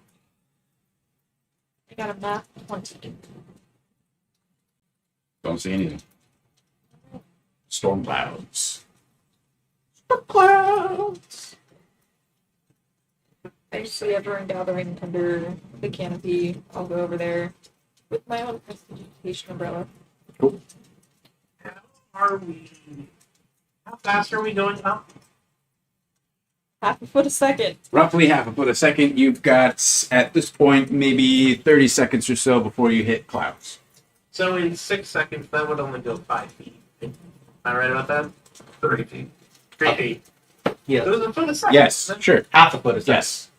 Oh, So then how would you get 5 feet for 6 seconds? yeah. Well, then it's like 1.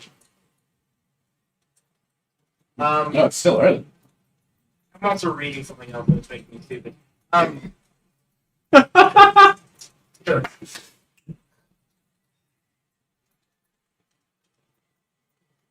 This is a bad idea. Do we have any? Oh boy. Does anybody have any spells that, part these clouds or anything? No, but I have something that might help They me. can make more clouds. I'm gonna touch myself. Those are Touch it. What? And I just realized how that sounded. It's okay. It's only one. Look, I'm just getting all the creepy vibes from Keenan tonight. I'm just an old guy with no sense of Inviting people to your room, touching yourself on deck, like I'm like 60, all right. I'm like a level Investigating weird holes. grandpa. I've kicked somebody out of the restaurant for over 70 or 60, so I'm gonna cast fly. That's 60 feet a second, and then I fly up 60 feet, or 60 feet per. Damn it, Rob! I go up 60 feet. Okay. And you maintain a 60-foot distance above the ship. So I zoom up as fast as I can. Okay. Why are you going?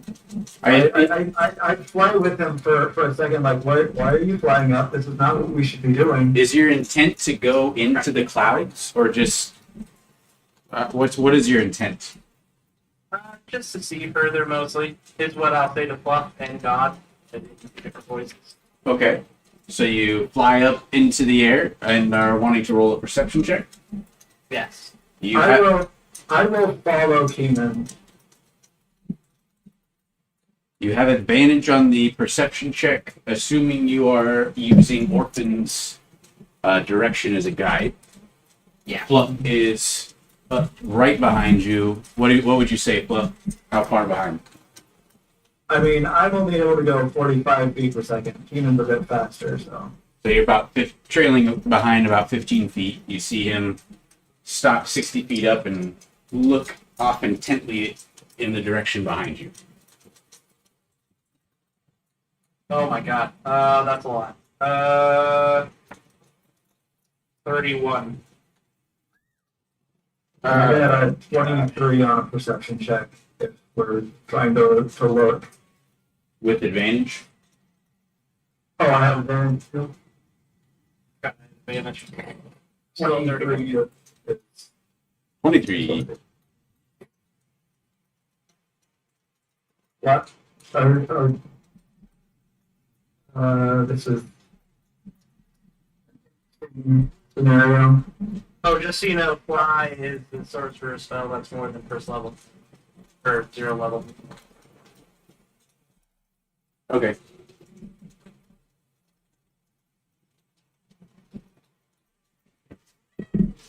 Was it still 31 for King?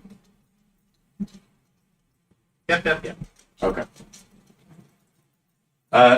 Try as you might, peering off in the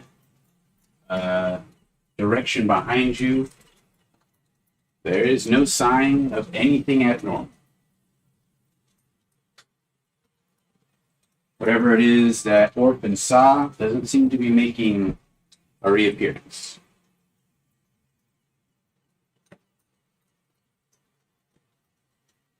I tug on Kanan's coat or clothes or whatever, and urge him that we should get back to the ship so it doesn't get too far away from us. Because it's moving forward and we are not necessarily. Moving up. We're moving up?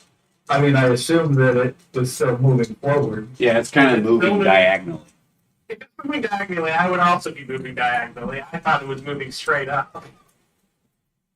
I would like it to be underneath me. What is everybody else doing on the deck of the ship? I'm looking in the direction. See if I can see any sign of it again. Theo? Dio's also trying to find the ship.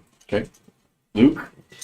I got dressed, and then after I got dressed, I would probably, as I see us going up into the clouds or getting close to them, I'd probably hang out, like, down the stairs, but able to look up. Like I don't want to go out into the open area on the deck, you know. Okay. And just watch and see as we get into the storms and then or get into the clouds. And once we get into the clouds and we're moving, and if we are safe, then at that point I'll probably move up on deck, but not until then. Okay. So you'd probably go up to the artillery deck, peer out one of the windows, keep an eye on things. Mira, what are you doing? I would just be on deck keeping an eye out. All right. Eventually, Cayman and Fluff return after their brief vigil up in the air. You reconvene on the deck aside. Oh, and then Luke joins you after you breach the clouds. Heavy fog all around you. Your Fluff's hair stands on end. Dampened a little bit by the moisture in the air, but the electrical charge is enough to keep some of it standing. Shaking off as much water as she can, but it doesn't seem that, and I mean, it's impossible to see up here. Just be on your guard, everybody. If there's a ship up here, it likely will surprise us. I do have a plan on how not to be struck by lightning, but we have to be we'd have to be sleeping pretty close together, if that's not a problem. I mean, I think right now we're more concerned with the other ship's problem than being struck by lightning. Yes, I do understand that concern. Is there any practical steps to finding this invisible, unfindable ship? Have we breached the clouds, like the top clouds yet? Like, are we above them? I don't think he was told to go all above the clouds. Well, I wanted him to go above. We all need to communicate. Okay. I'll go talk to the captain then. Okay. Alright, assuming we're just kind of coasting in the clouds. Yeah. Okay. I'm gonna go over to the captain. Okay. Tell her that we need to keep going up. All right. He relays the message down to Greg. The ship steadily rises once again, and after a few minutes of travel, are above the clouds. What The is moon it? shining down above. After a few moments, the two Cloud9 ships appear behind you. There's what is the visibility like up here? I mean, you can see clear. Yeah. Clear. Yeah. Is there any sign at all Roll a of perception. that ship? At this point, I would also probably be looking up because Everybody roll perception. I love having zero modifiers. Also, at first glance up here, we are still. My boy. Are we still navigating in the correct direction towards the arrow and whatnot? Roll a survival check instead of your perception.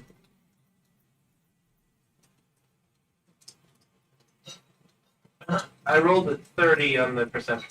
Okay. 14. 20 survival. You check your course after glancing towards the star constellation. As far as you can tell, you're still heading in the correct direction. Well, let's breathe a little sigh of relief at that. But Let's see. Mira is distracted looking for bears in the constellation. you get a natural one. No, I got a 6. 6. Okay. Mm-hmm. You find More shiny. Yep. What did you get? Answers there, so. I got a natural. So you're up with me? Okay. So, Dio, you turn and look, and as you are watching the clouds behind you, intently staring, for a moment, you think you see something stir just below the cloud line, and then Luke bumps into you. Like he's going along the rails and just kind of runs into you. You see him like What an asshole. looking around, doesn't even notice. Doesn't even notice as he kind of like knocks you and pushes you aside. By the time you regain your focus on the point, God damn it, liar guy.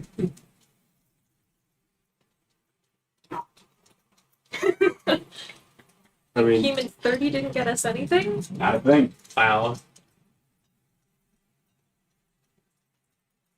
That's a shame. That was Still close. just looking for How you. is this supposed to happen?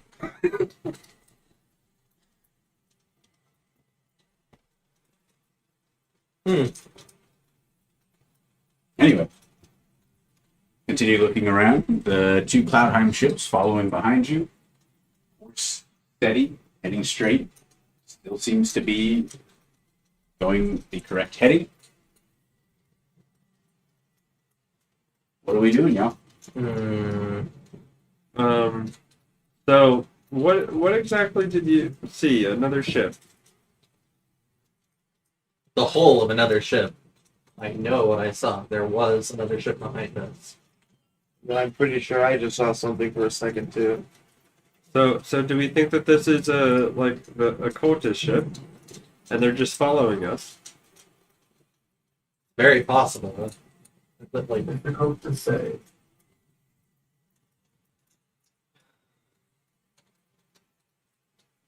could explain that dark purple lightning. So what if we went off trail for a little bit? Wanted some to bait it? I mean, there are 3 of us against 1 of them. One of them with potential lightning. Could we also just stop? Well, I might have a way to stop it. I don't know. But logically, they're going after the Breath of Souls, right? Yep.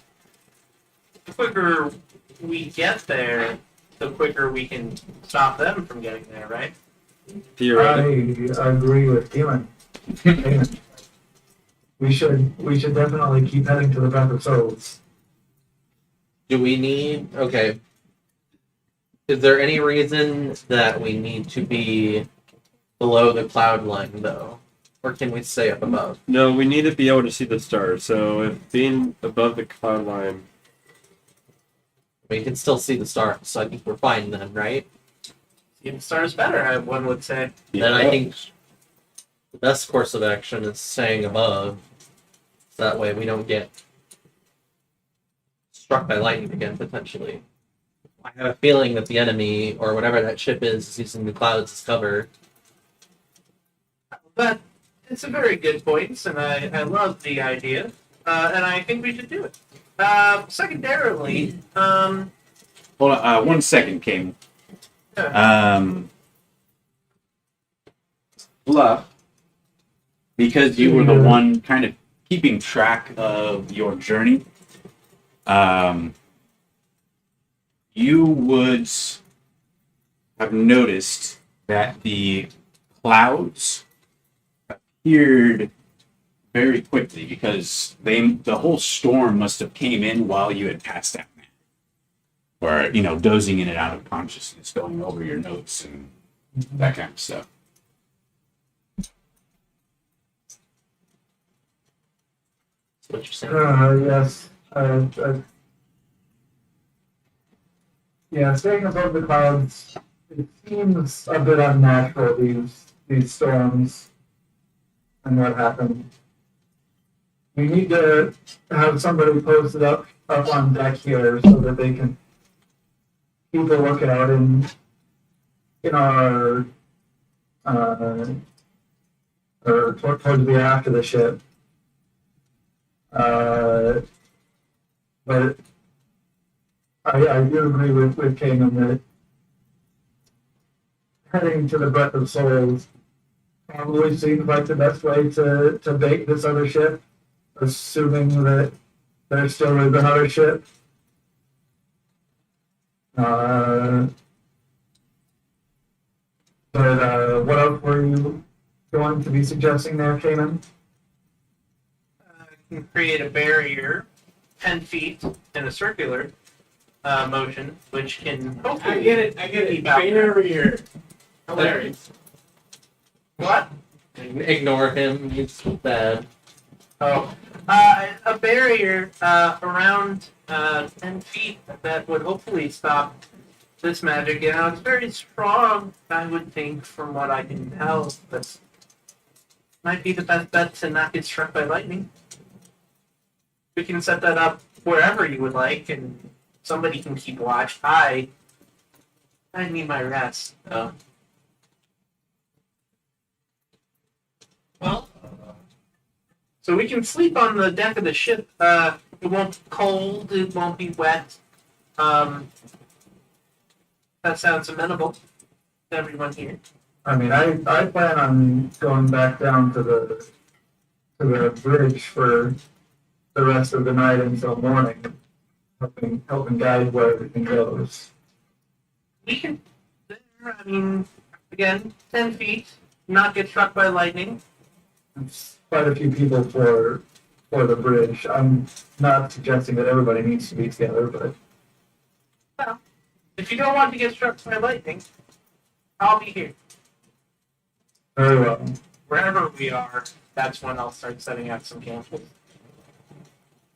I will let you all decide whether you're getting in the barrier or not, but unless anybody has anything else, I'm going back down to the bridge. Let's make sure you throw on This is like my favorite shirt. I think I'm gonna take my chances in my room. What? Yeah, I can stop lightning from hitting you, That's fine. theoretically. I'm hanging out with Keeman. What I miss? that. Keenan's got a barrier Where? of shit 10 feet around him. On the deck or in his room? On the deck? Yes. That on the deck. Okay. I mean, but to be honest, I think Luke, I can hear. It can be anywhere, but if we want to keep watch, it can be on the deck. I like that idea. All right. Well, you should go grab your sleeping things, so I'll grab my sleeping things, and we'll meet back here, everyone that wants to be in a barrier. Alright. Luke goes off, grabs his stuff. Mira, what are you doing? I will reluctantly grab my stuff and make my way to the deck of the ship. Come on, we're part of the Ivory Sanctum. Cuddle puddles are just normal, right? Because I was involved with getting Offhandedly, the two just wonder. that Mira recruited, and I was asleep that time, how much rest? Did I get enough sleep for a long rest in between then and the lightning striking? Or no? Random happenstance, or was he intentionally taken? If I did, and I feel rested enough, I want to stay up Is there on one deck, some- keeping watch. No, your sleep. You probably would have been at like 6 hours or something. I can't function on 6 hours. Resting the rest of the evening will give you all your long rest. I'll rest for a bit then, and then probably get up and take watch. Are you going into the dome? No. I'm gonna go below deck. Alright, so you go down to your room. Okay. Dio, what are you doing? Going back down to my room again. Okay. Fluff, what are you doing? Heading back down to my room to again dry off a bit and change, but then, as I said, and told Cayman, I'm heading to the bridge. Okay.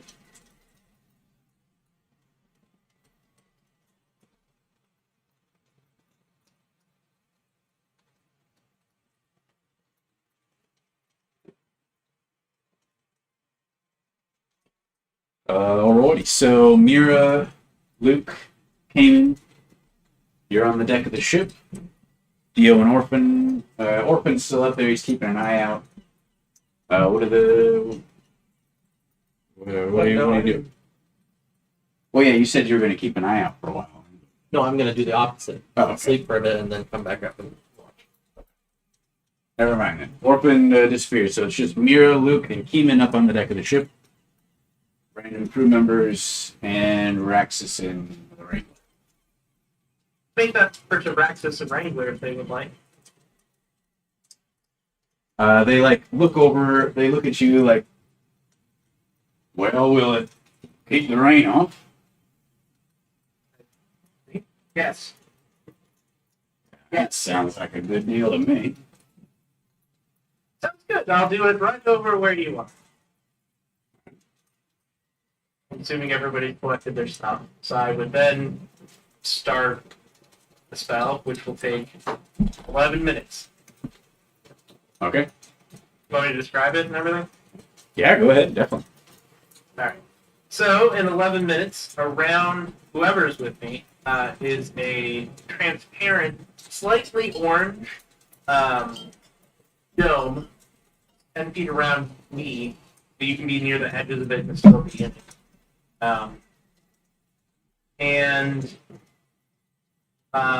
It's completely dry.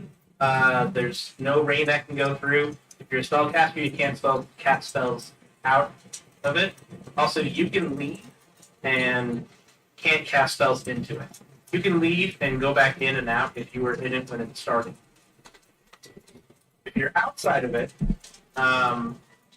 when the spell was cast, you can't go into it. Also, it is opaque and completely orange, and you cannot see into it, and you don't know what's there. Obviously, it's me, but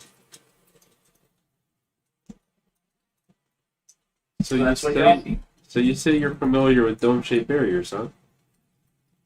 it's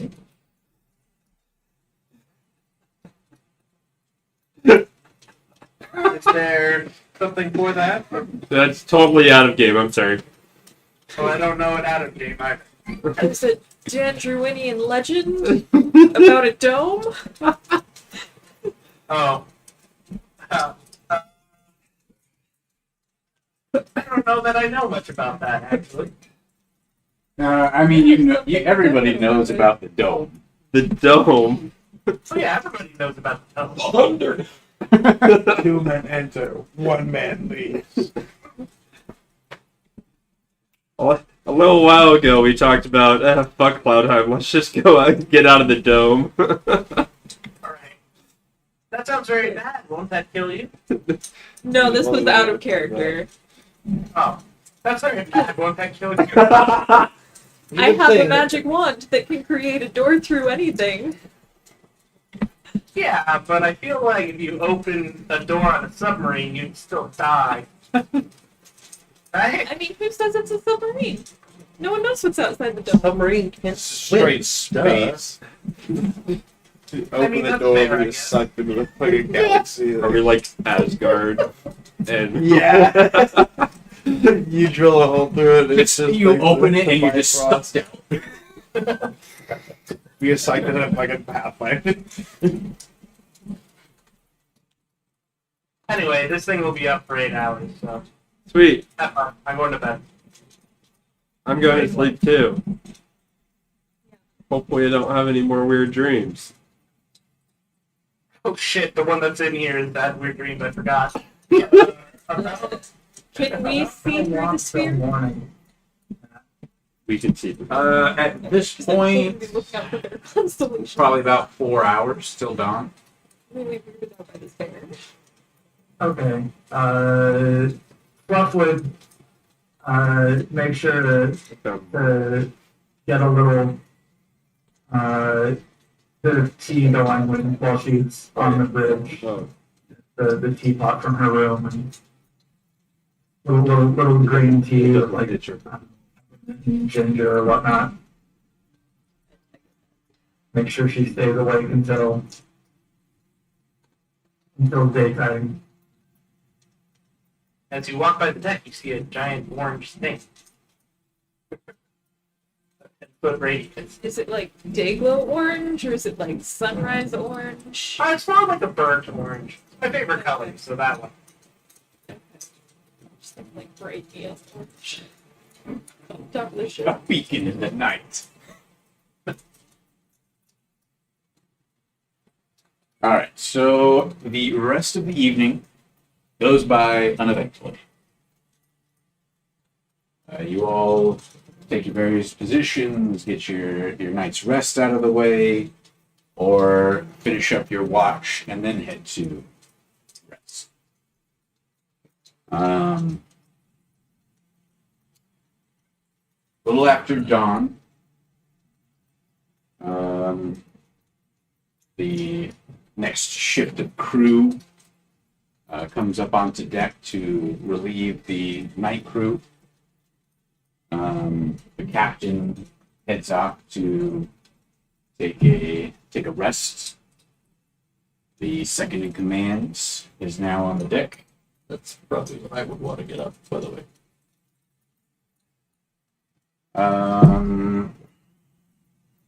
It's morning. What does everyone do? Orphan.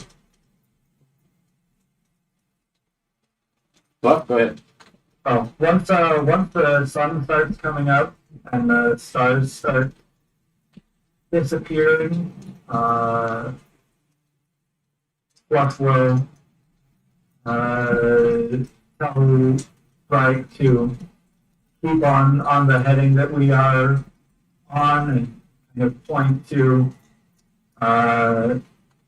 between 2 or 3 peaks of mountains if she can see somewhere or in the direction that we're heading, and just tell Bright to keep the ship on that course for right now. I'm in need of some rest, and then he will head back to her room and brew some chamomile tea, try to calm her nerves so she can get some sleep. All right. If we're waking up, how many hours is it for? What? How many hours has it been just for? Yeah, about 4 hours. Maybe a little over if you don't wake up right after dawn. All right. Well, I'll turn the lights on in the dome. I can make it dimly lit or dark. So it was dark and now it's dimly lit. And I'm just gonna shoot the shit with Praxis and Wrangler and find out all about that. All right. So after they awaken, they kind of roll up their bedrolls, get ready for the day, and then the two of them look at you and invite you to go down to breakfast with them. They had something they wanted to discuss with everyone anyway. That sounds good. If everyone else is up anyway, because as soon as I leave, this thing, I'll point at the Joe, goes away.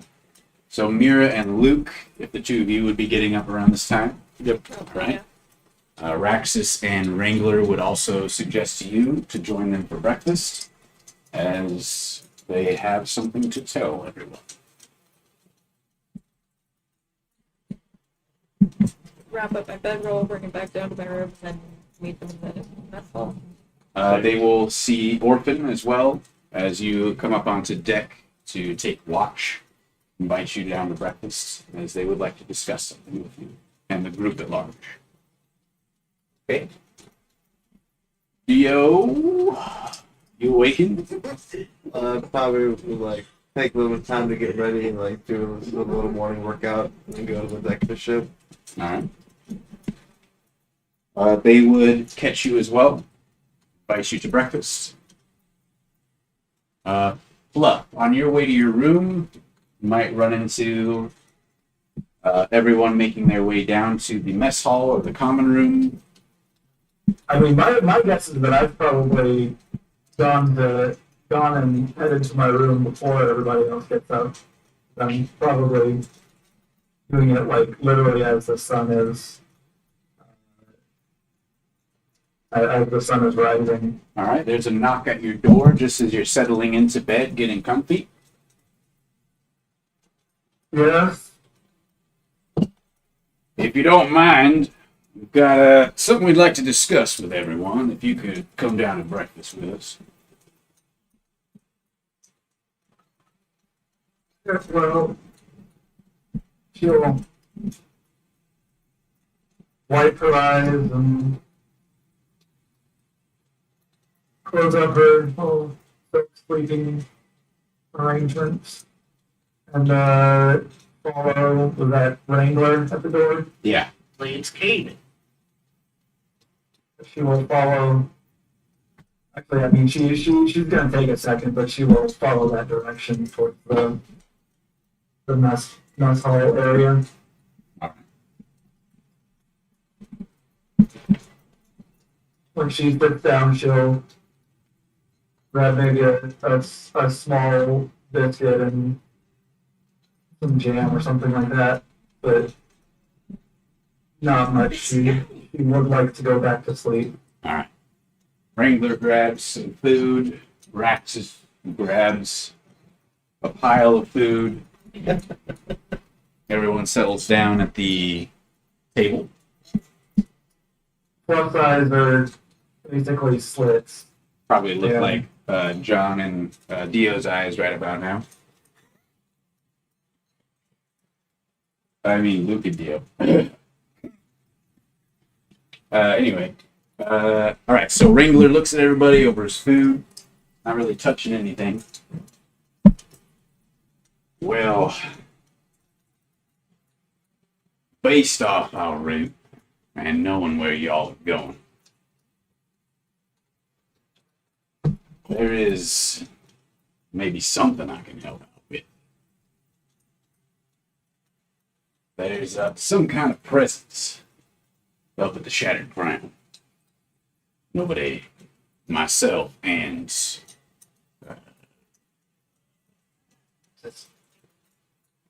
Breakfast? nope. The rascally one, Rabbit Sack, Tom. Myself and Tom included. Whatever it is, that's up there. Keeps the surrounding area mighty clean. Clean. We How do you mean? what? No animals. Nothing living inside from plants. Tom and I, just off the rumors we heard on our expedition, decided not to get too close. Now I've seen the Shattered Heights. I've seen the crown. But I ain't been up there. I ain't been inside. And as for this breath of souls, I don't rightly know what exactly it is. There's a first for everything. Honestly, we don't particularly know what it is either.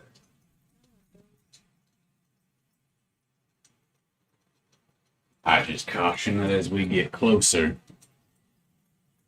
keep a sharp eye. Who knows what's living up there? Do you have any ideas, or have you encountered anything else like it in your travels? I haven't any idea. I would assume maybe it's a hungry, whatever it is. If it's taking care of everything living that comes too near. Still grass and plants and all that, but no animals. You speak of your old adventures with Tom. Would Tom know anything about what lives up here, or is all the information shared between you two? Well, I tell you what, if you can get a straight answer out of Tom, you'd be my guest friend. Fair enough. You'd be one up on me, that's for dang sure. What did you say exactly? You and Tom were doing up here? Were you wrangling? Tom and I used to go out and explore the world, see the sights, particularly enjoy finding odd places like the Breath of Souls, places people don't regularly see. Sure, I guess you could say that. Can I insight check him? Sure, yeah. As I do. So, but a 18. place of power has a kind of specific meaning. He doesn't really associate the two. He's just kind of going along with your suggestion. He doesn't know whether or not it was actually these places of power. Okay. Why? What's that? Why do you look for these places? Well, aren't you an adventurer? Yes, but I don't want to be here. Well, that's you. That's why I asked why. I'm just legitimately curious. Tom and I used to be adventuring pals back in the day. We had some good times. None of it, then you would say. I understand that, I guess. Not for me personally, but I thought you went on all kinds I of. get that straight. Your recommendation is that we be careful and keep an eye out. That sounds very similar to our plan already. Yeah, what I'm saying is, I know for sure there's some kind of threat or danger at the Shattered Crown. And that whatever it is, keeps the area clean of any living animals or anything like that. The potential danger extends beyond just the Breath of Souls, but to the wilderness around it. Yeah. More than we knew this morning. stranger, Paul, what exactly do you know about the Breath of Souls? I didn't know you knew as much as I'm assuming you do now. I don't know anything about the Breath of Souls. What I do know is the Shattered Crown, and that I have observed it in the past. I'll say You definitely called it the Breath of Souls a second ago. Can I insight check that? Yes. Alright. But people in the group have told him that they're looking for the Breath of Souls. He has Fair point. picked it up from the group. 21. He is being completely upfront with you. No reason not to trust him.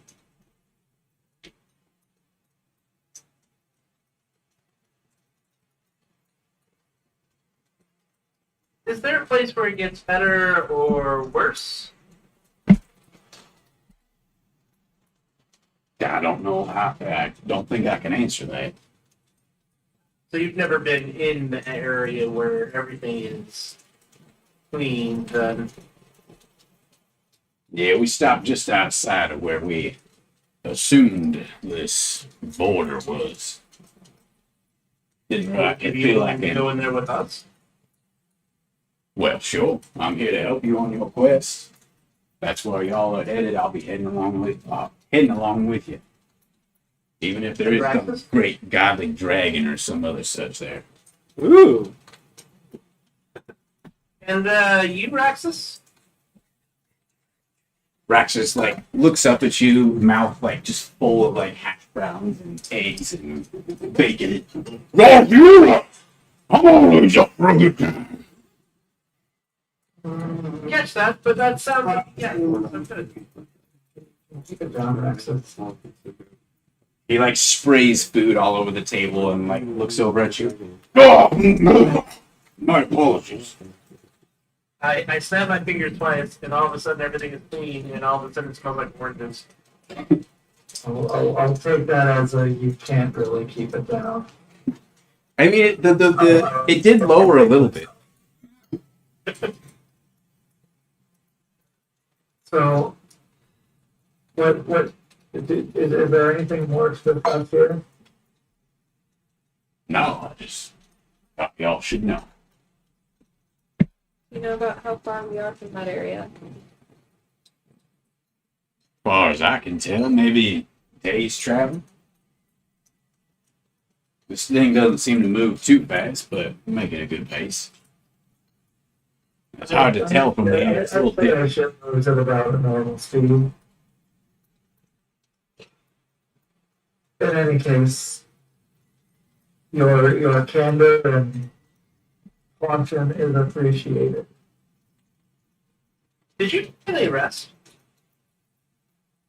What? Did you get any rest? No, we have to navigate by the stars. Yeah, I was just thinking that. I was starting to sleep before Paul here came and woke me up. Reawoke. Sorry. Okay. Left, go get some sleep. I think we'll be okay. If you if you need somebody to do, you know what I do. Need somebody to love. If there's something going on more dangerous than killing Bill Draft or whatever, you can come get me. Otherwise, I'm gonna go try to get my Ada. She will finish most of her biscuit and jam, and then push off from the table and head back to her room. What is everyone else's plan? Going back up to the deck to go keep watch. The entire day? I'm gonna continue my captain overseer things and just walking around, making sure everyone's keeping up. I do want to every once in a while go up to the captain and possibly borrow her spyglass and look in the direction that we're going and see if I can see any sort of mountain range that looks similar to what's been described. Roll a perception check with advantage. I do, before I go out, want to stop by the husband, the quartermaster, and the one that I've been working with. Yeah. Just explain, hey, we're being followed. I'm going to go help keep watch.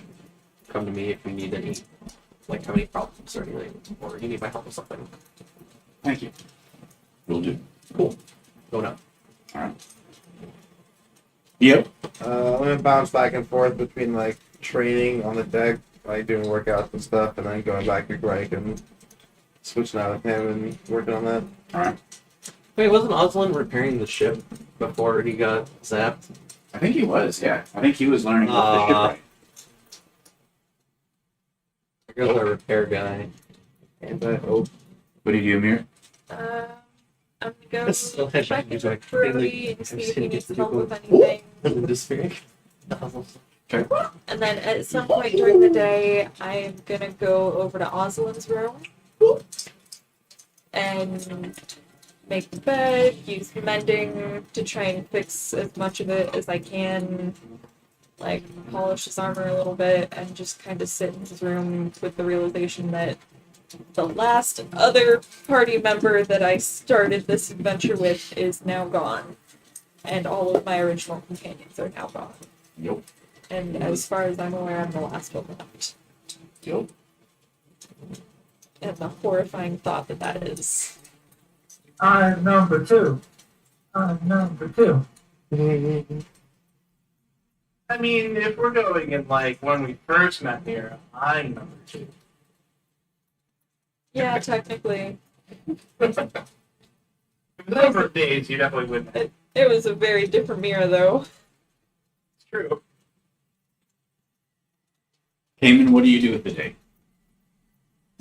I guess I would pray a little bit to the twins, or to the Lord out of bravery. The twins. Centiarchs. Yeah. Centiarchs of bravery. I don't know. I'm not much use besides the lookout. There's so many other lookouts. I'd probably just enjoy some nice books. Do a little bit of reading, maybe a little bit of writing. You know, whatever comes to mind. Take out your special book for a little bit. For the 80th time, I'll read it. It is inexhaustible. Oh wow! Then I At my this, stand is too exhausted. so originally that book was to educate you more on the deities, the Centiarchs of bravery.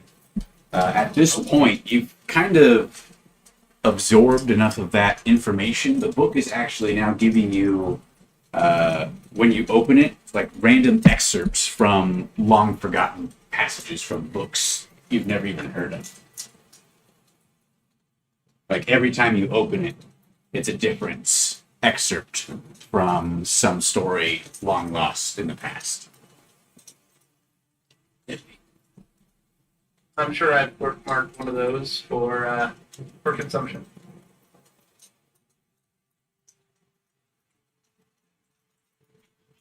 All right. What did you get on your perception check with advantage? 16. 16. There are mountains in the distance, but there's mountains in the distance all over the place. Well, my thought is pretty much I'm going to make my rounds, and part of my round will always be going up, checking with the captain how things are going, borrowing your spyglass, and checking it out.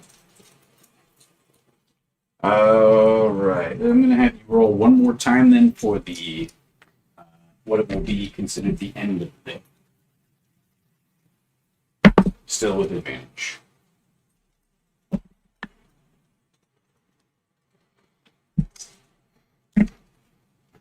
$16 again. I can't get above a 9.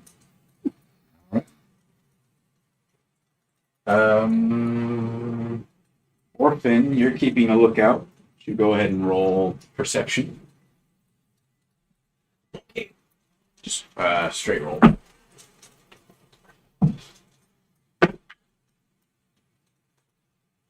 16. You don't have a modifier? Nope. Okay. All right. Yeah, 0 wisdom. just mountains off in the distance. I have a lot of zeros. What, 0? Oh, like, Yeah. I get 3. that's a shame. I have a +5 and a +3 and a +2 or something. So I think it balances. All right. I mean, All right, so nobody, Dio, I'll give you a perception check as well. +5, +2, +1. The rest is 0. What's your +5? Strength. Strength. Ha! 7. 7. Okay, you don't see it either. All right. Bluff. You awaken later in the day. There's a few hours of daylight left before the sun begins to set. What would you like to do with your daytime? I'd probably go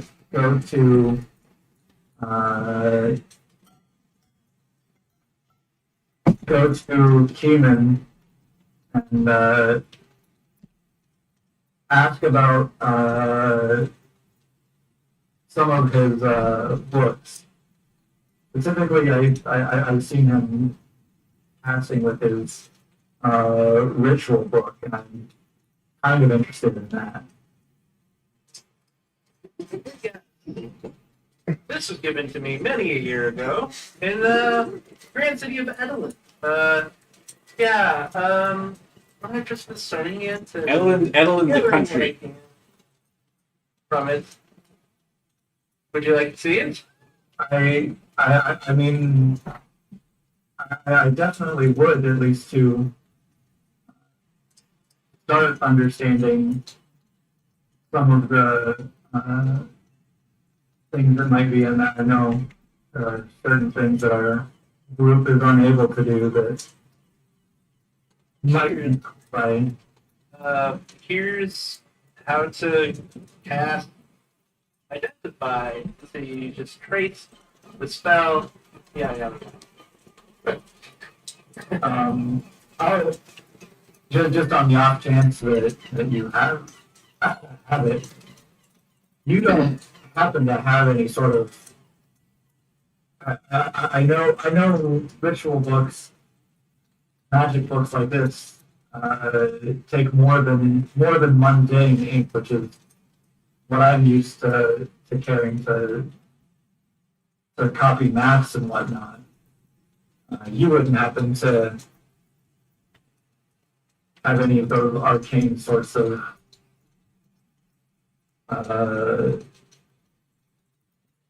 inks, would you? I could imagine that I have some back in my room back in the Ivory Tower. Don't think I have any right now. Thing is, I wouldn't want to carry it with me and lose it. That makes sense. Matt, just as like a game question, well, would I be able to transcribe like using mundane inks and then at a later point use magical inks to copy these spells?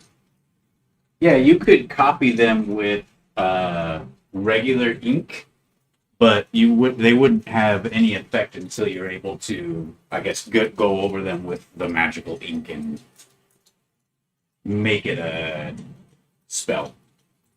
I think, honestly, how Ritual Caster works, if that's what you're after, I don't think the inks are magical. I'll have to look it up, but I think the inks are just you have to- by means. You have to have Like- magical ink to transcribe spells. I don't think for Ritual Caster you do. It says it in the thing. Fuck. I will find it. Like, if you're trying to make a scroll of I think identify or when you something. get ritual caster, you like just they kind of hand wave. Right, no, but even to copy the other spells, it's not the ink that's the hard part, it's the components to... I always thought that. I thought you had to have special I thought it paper was like and transcribing any other sort of wizard spells. Hold on. Okay, Ritual The Caster. only thing I could think of you need like special ink for is like illusory scripts. I know Cost you need it represents for it has to do material with copying components spells. used, Yeah. as well as the findings. It doesn't say the magic. I think Ritual Caster, the idea would be For some reason, I always thought like copying wizard spells into a book, it had to do with. I'm pretty sure it does. I will look into it and we will talk about it next session.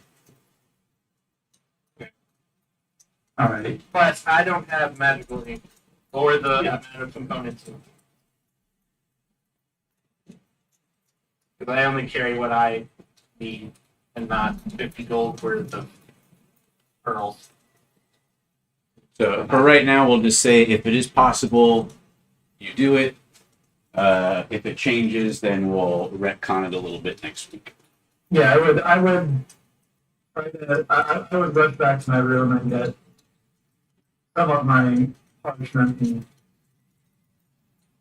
Ritual Caster, or is that just... it's something I might be looking to do. Okay.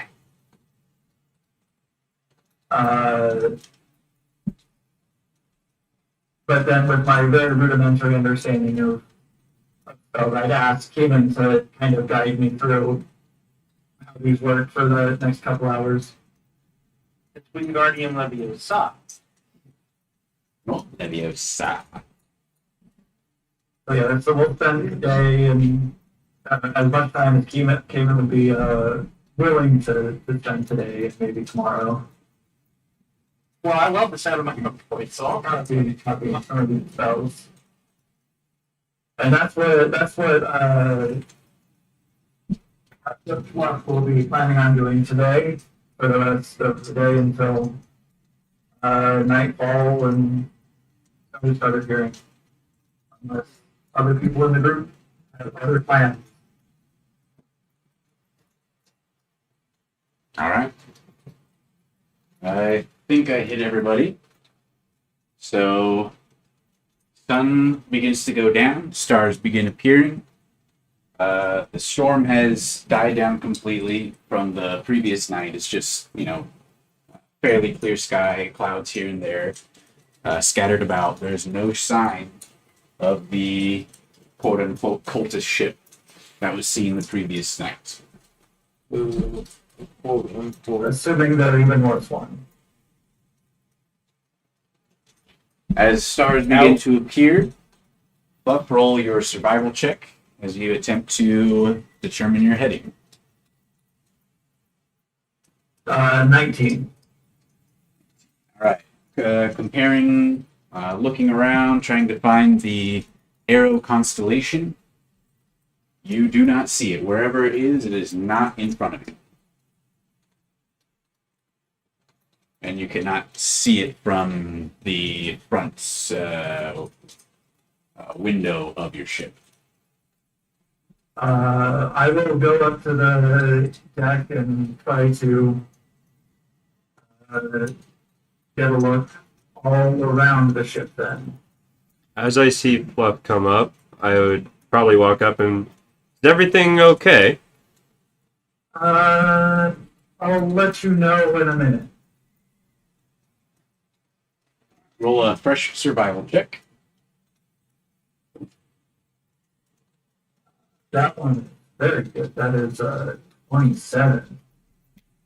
Looking around at the stars, once you examine the southerly direction, you notice the Arrow constellation. You are currently heading east.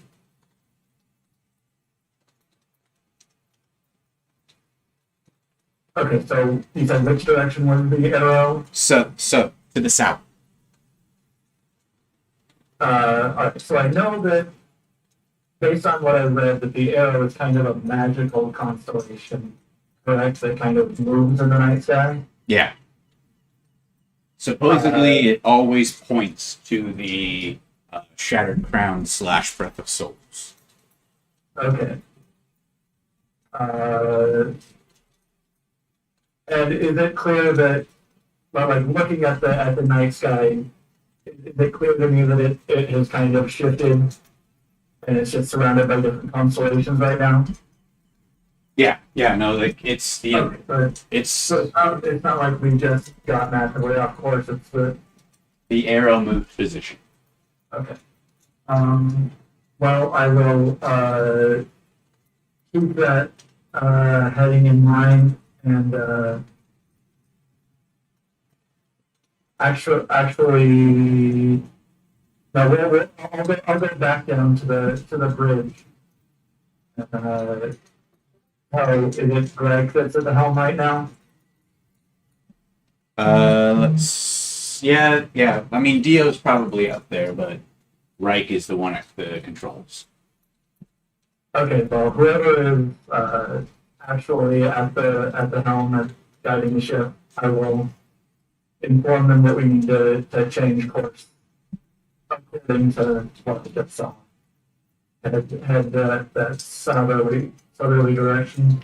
It is now full night, and Reich twiddles with the controls. The ship turns and begins heading on a southerly course. And once it starts turning, does the arrow start to appear through the glass on the bridge? Yeah, as soon as it's like it swings around and starts, like you're able to see in that direction, you see the arrow there, and as the ship begins moving to the south, the arrow stays steady. Alright. Well,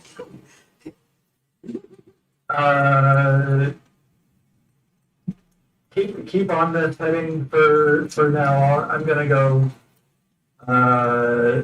talk to some people up on deck, and then I'll head back up to the deck to talk to some of our people up there.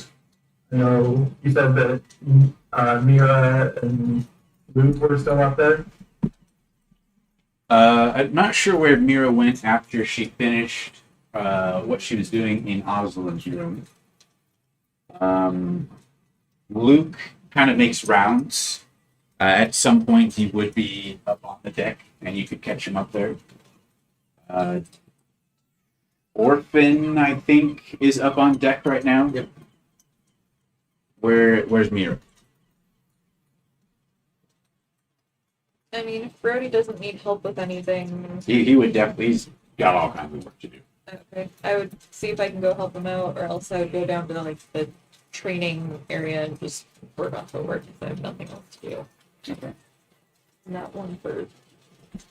Alright, well, whoever is up on deck, I would call them and the captain over, letting them know that we just had the correct course.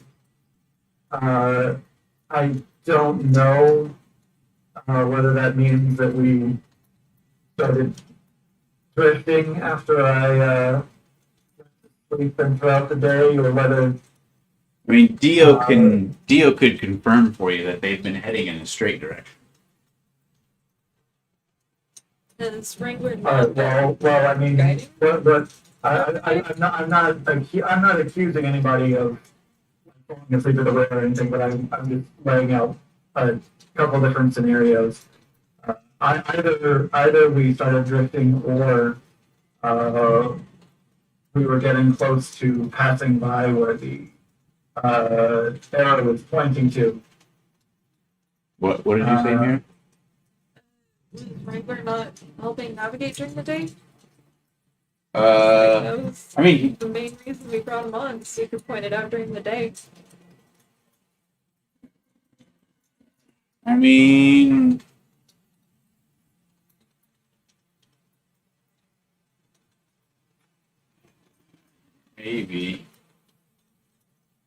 He didn't really. He has mentioned before he didn't travel by air last time, and the route was on foot on the ground. Fair enough. I'm not, like I said, Wolf is doing her best not to take any sort of accusatory tone, but she will caution that if we were heading straight on the correct bearing, that seemed to be like a correct bearing, then how drastically we just had the correct course means that we are likely fairly close to where we need to go.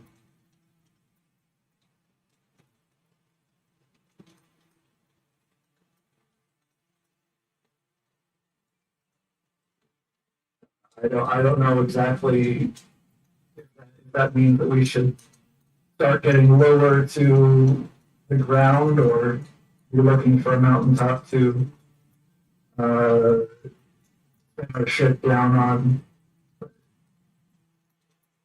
We should be prepared for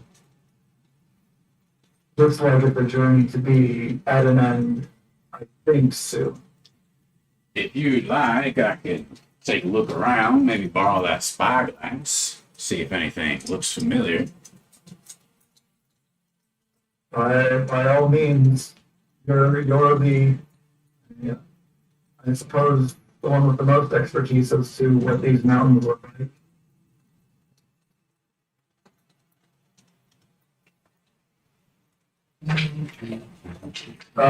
What race is Wrangler? He's a human. Are you able to see very well? I know it's dark out. Do you have any problems with? Well, sure. I don't have well, however you see in the dark, I don't have that. The moon and the stars lighting my way, it's generally enough for me.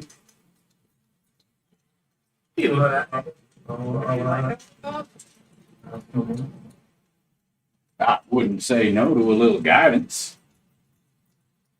I can't help with that, but I can at least make you see in the dark. I'm sure that would help.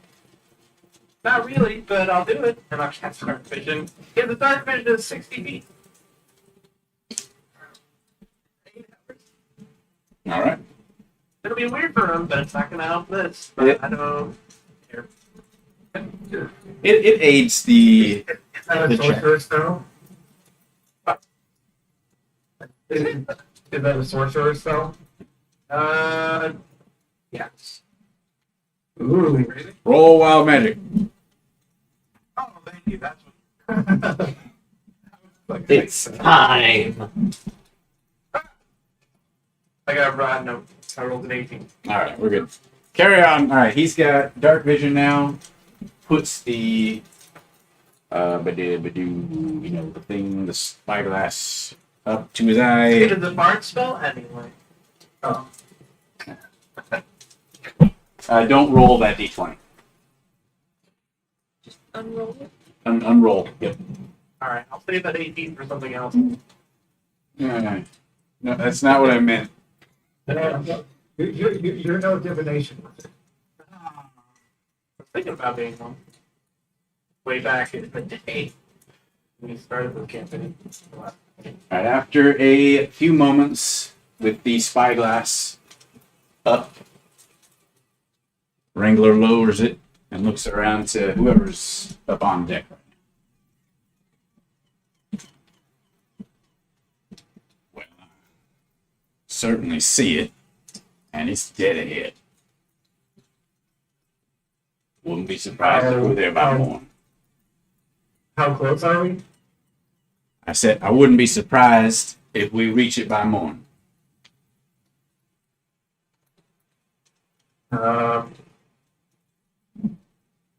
Very well. Those of us who need sleep, I would suggest trying to get your 6 or 8 or however much in